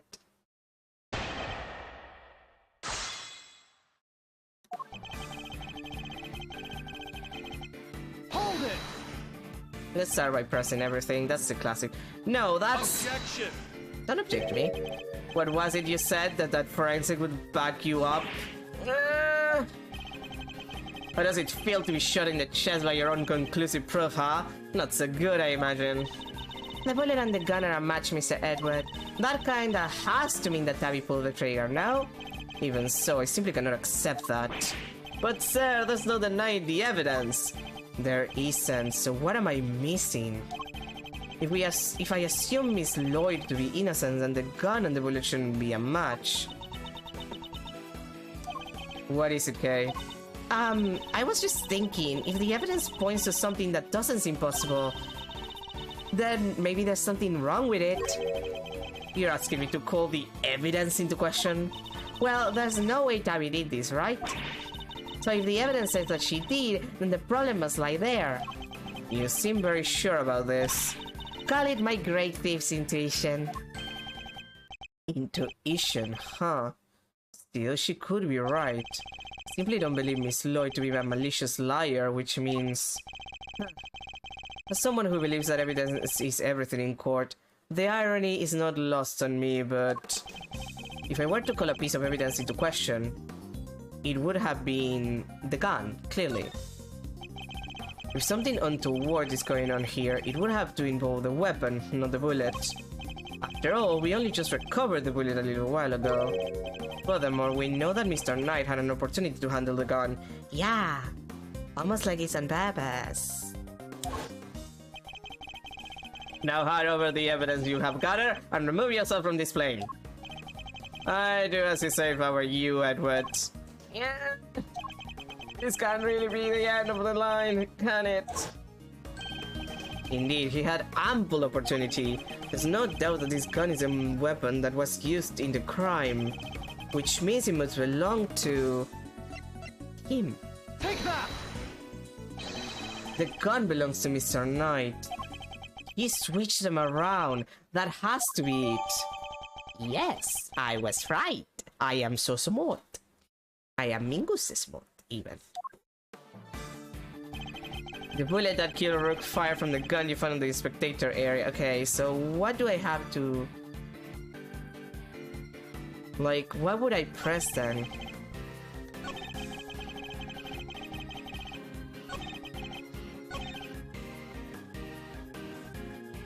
Yeah, I guess it's this one. Like, this is the one that where I would press on the gun. Yeah, no, that makes him... Yeah, because, like, he's insisting that is a gun that we found in the expectation area, in the spectator area, but that's not actually the case. Admit it, you switched the guns, didn't you, Mr. Knight? That's why the markings match the weapon in question. It was yours all along. An intriguing move there, Edward. And you must have made a switch when I handed over the evidence, while I was busy trying to make the case for remaining on the investigation. You took the laser sight from the gun we found in the trash can and put it on your own.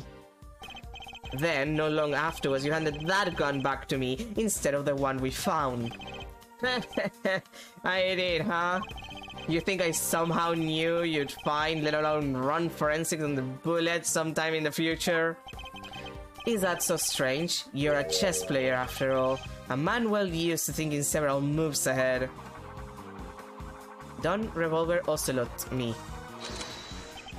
I'm flattered, but much as it pains me to admit it, you're overestimating my abilities. Besides, do you even have any proof that I made the switch? Oh boy, really?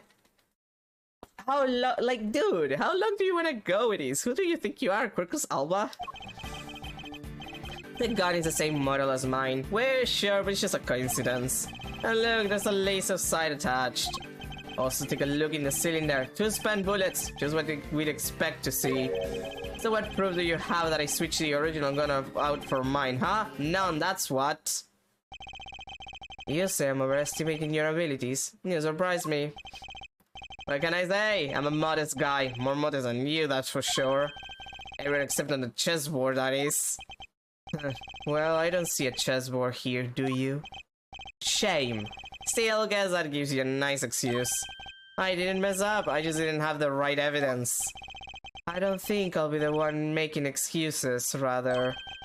I didn't mess up. They just got lucky with the evidence. Will be your excuse, I'd imagine.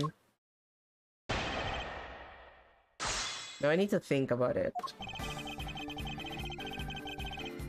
Okay, but that's not coincidence.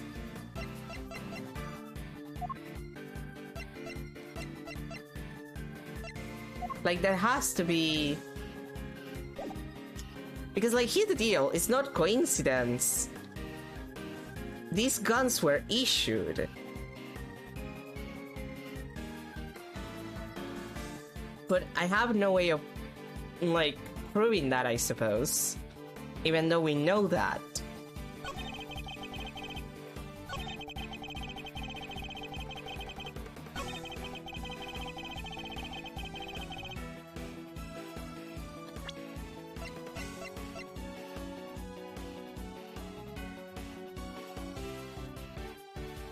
I mean, we do have a proof, technically. I don't know how much it counts for. I have your proof right here. That's your proof? I think you've been working too hard, Edward. Not the gun itself, the evidence it carries. Evidence that will prove once and for all that it does in fact belong to you. I'm looking forward to this. Go ahead, make your move. What is about to come into play? The rook? The bishop? Not a pawn, surely. The evidence the gun will provide that takes the form of...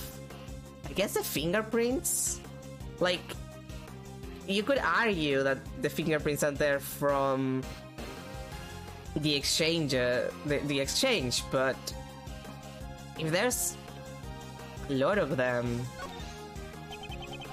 Fingerprints, namely your fingerprints, Mr. Knight. Objection. My prints, of course my prints are on the gun. You handed it right to me when you gave me the evidence. How could they not be on there? Unless we put them on a plastic bag for, you know, keeping the evidence safe, which is a thing that we should do, technically, but we never do. Objection. What if I told you there are prints on the part of the gun that you shouldn't have touched at any point? What? Where? You can't prove that. Oh, but I can. There is a place where your fingerprints could never have been left if things happen as you say. Allow me to present the final piece of evidence that will bring our game to its rightful conclusion. I mean, the handle, yeah. You know, I was gonna say here because, like, technically, proper gun etiquette, proper gun usage, says that you are not supposed to put your finger on the actual, like, trigger unless you're gonna shoot. Like, that's actually how it works. But technically, I think that what the game expects me to say is a sight. This is a laser sight. Can we line up? Yeah, okay. So yes, well, that is certainly true. It also increases the risk of your yeah, no, that's the same thing that we said. But anyway, you wouldn't realize if you were... Yeah. Why? Because I'm wearing red, you mean? Yeah, exactly. How do you guess? Yeah, no, but, like, that's the part. Like, wait. Am I not allowed to select that part? Or do you mean the bullets? Here, look closely at this the cylinder, detective. 2 bullets will fire, but where are the prints that we're looking for, sir? I just said it's like the thing. Like, you wouldn't... Like, the handle, yeah, it makes sense. Like, you receive the thing from the handle. But, like, it's here. Like, why... Like, am I not supposed to, like, present it? Or you mean, like, the inside of the cartridge? Oh, I guess... I mean, the sight in general shouldn't have it if you didn't change the pieces. Arguably. And again, the trigger shouldn't have it at all. Although it's much harder to get fingerprints from the trigger, arguably. But, like, how is the sight not counting? Like, that shouldn't have any marks. Like, any fingerprints. Ah, whatever, it's Ace Attorney. You did indeed switch the guns when I handed you the evidence, but if that were all you had done, your deception would have been easily detected, because the number of bullets fired by each gun was different. There were 2 spent bullets in the gun we found. Yeah, but what about Mr. Knight's gun? We know that he fired 2 bullets from the stage into the balloon. And he fired another bullet into Mr. Rook, ending his life. So 3 bullets in total, plus a few odd ones he let loose in shock during our little game. And after each shot, he reloaded his gun out of habit. With his bare hands, of course. Officer, where exactly were Mr. Knight's fingerprints found? The ones you mentioned in your report. Sir, they were found on the exterior of the weapon, but also on the bullets themselves. I'm not sure they could have gotten there just from the handing you from me from just me handing you the evidence, Mr. Knight. And again, if he actually followed gun procedure, there shouldn't have been any marks on the sight or the trigger.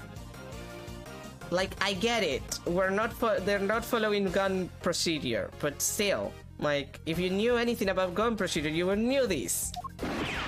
Yeah, yeah. And there we have it. Proof that you did indeed switch the guns.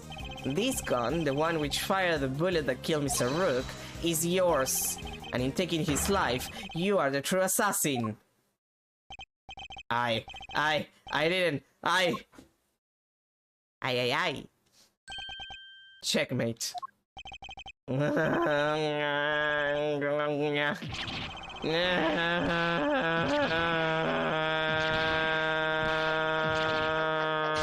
Dude. Ow, ow, ow, ow, ow, ow. Ow. Your revolver oceloted a little too hard, my dude. Just saying. I was going to be the new chief of security. That blasted Rook, if it hadn't been for him, I would have been in charge right now. I would have been in control of the whole thing. My plan was perfect. The fake assassination was supposed to be flawless.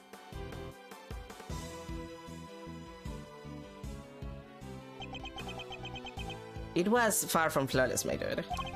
Detective Gum Show. Right away, sir. Curse you, Edward! Our game isn't over yet. It is. I just won. Go eat some grapes. I'll see you in court. Etc, etc, etc. I'm afraid this is as far as we go for today. The next moves we play will be in the courtroom. But it's not fair. It's not fair. Come on, good dude. You're arrested. Oh, they reinflated him. I see. Good for him. March 25th, 5:12 p.m. Court Lake, Lakeside Stage. How much Botox do you think they waste to make him look like that? Mr. Edward, I owe you a debt of gratitude. You exposed a murderer within the ranks of my own personal guard. I will not soon forget that. He's suddenly very presidential again, now that we're back outside the plane. I saw it, you know, when I first proposed the fake assassination to him. You want me to handle it, not Rook? Rook refused, but I can rely on you, can't I? Of course, sir, you can count on me. I'll put together a plan that can possibly fail. Proceeds to put on a plan that absolutely fucking failed. And he'll play his part like the pawn he is. The hatred in his eyes was plain to see. He despised poor Rook. I was not entirely comfortable about moving forward with Knight in charge of our little deception. And looking back, I think he sensed my discomfort. I can't help thinking that I played a part in his decision to end Rook's life. Mr. President, none of this would have happened if you hadn't plotted to fake an attempt on your life. That was your crime, and it is a crime you will have to live with. You are right. I can only apologize for the part I played, and I will no doubt be made to pay for my actions in one way or another. But I thank you, nonetheless. You solved the riddle of Rook's demise, and for that, I shall be eternally grateful.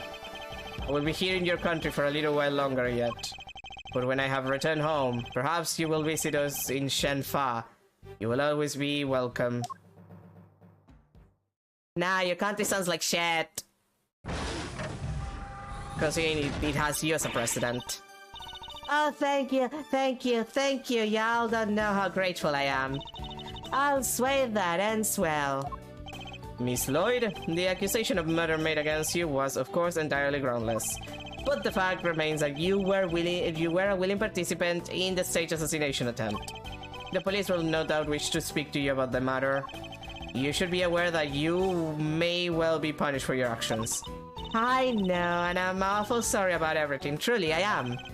I understand you're aside for a scoop, but there are limits. There sure are. I got me some serious thinking to do. You did it, Mr. Edward. That was something else. Local prosecutor solves assassination conundrum, earns eternal gratitude of president. How's that for a headline? Hey, that is my department. Mr. Prosecutor, how does it feel to solve such an important case? You must be over the moon. She certainly doesn't stay down for long. No comment.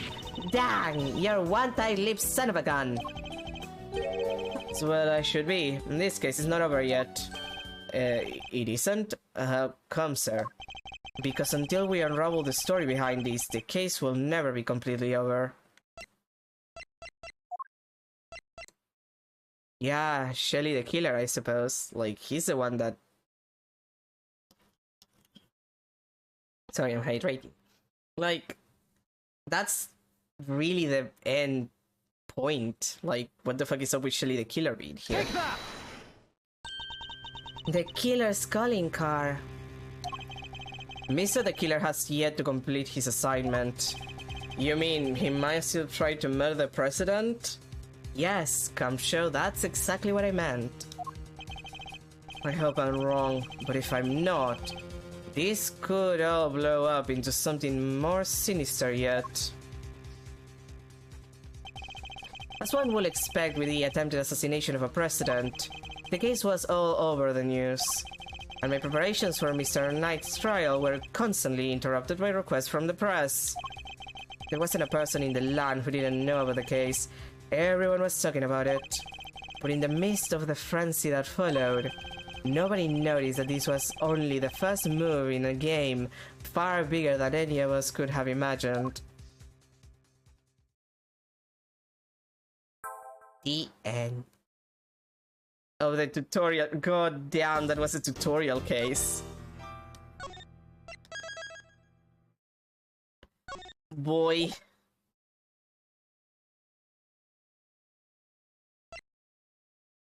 Oh, is that lady that I saw a lot of screenshots about.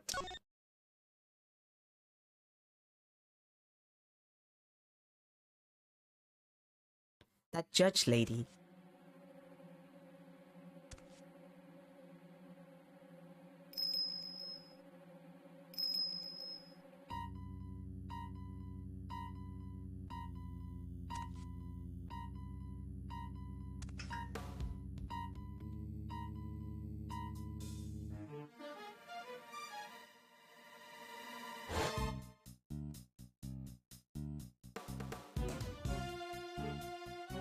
No, Mr. Hons!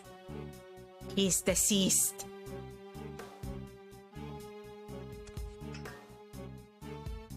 No, that's a problem. I think that's actually a very big problem that we're having now. A dog. A murder dog! Incredible. March 27, 10:16 a.m. Detention Center. Visitor's room.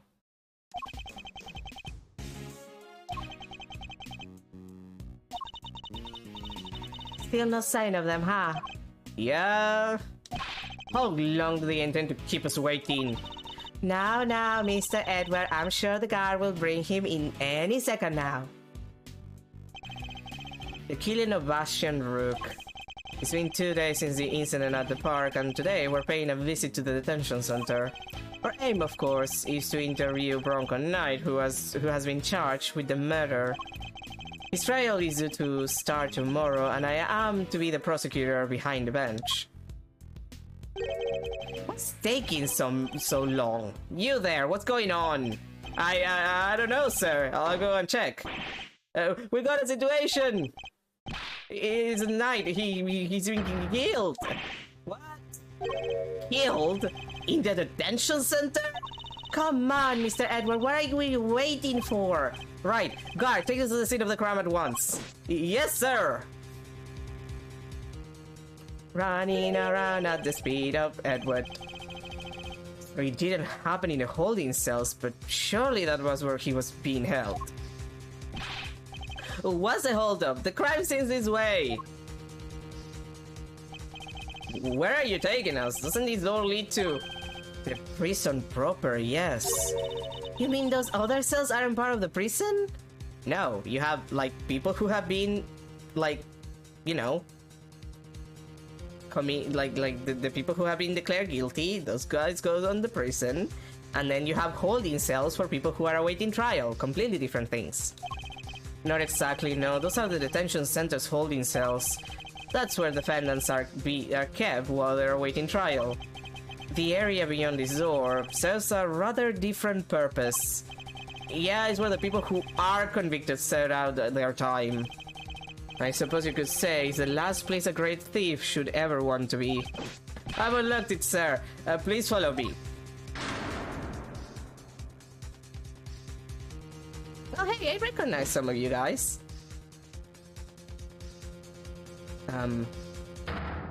Oh. That's Knight, alright. But he's... dead.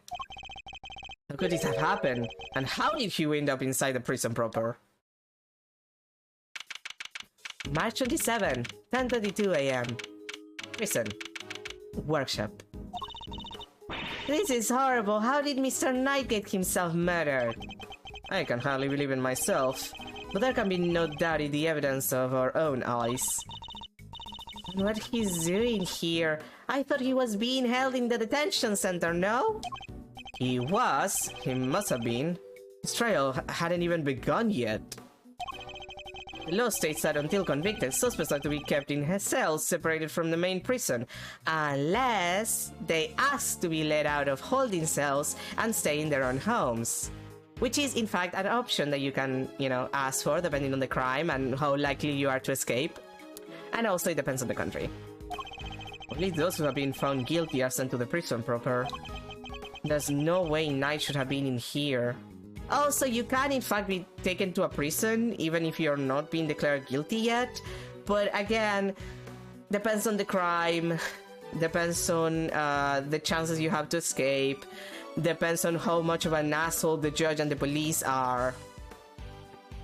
It's often done more as torture for people who are innocent, but like there's some kind of like political need behind keeping you in a, you know, in an actual prison cell than anything else. At least here. Maybe he wandered his way over? With that door? The detention center and the prison are separated not only by 2 heavy doors, but also a lengthy corridor. That would have been a long way to wander, especially for a detainee. Ooh, the layout. I suppose we'd better take a closer look at Knight's body.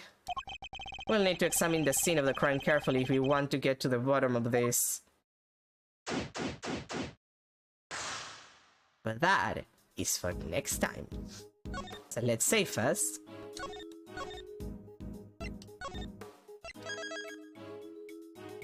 And we'll continue this on Monday. Oh boy, this is gonna be a very interconnected kind of like game. Like the cases are gonna be very trials and tribulations. Like I'm assuming, considering how this started. That's gonna be interesting. Anyway, that's gonna be everything for today.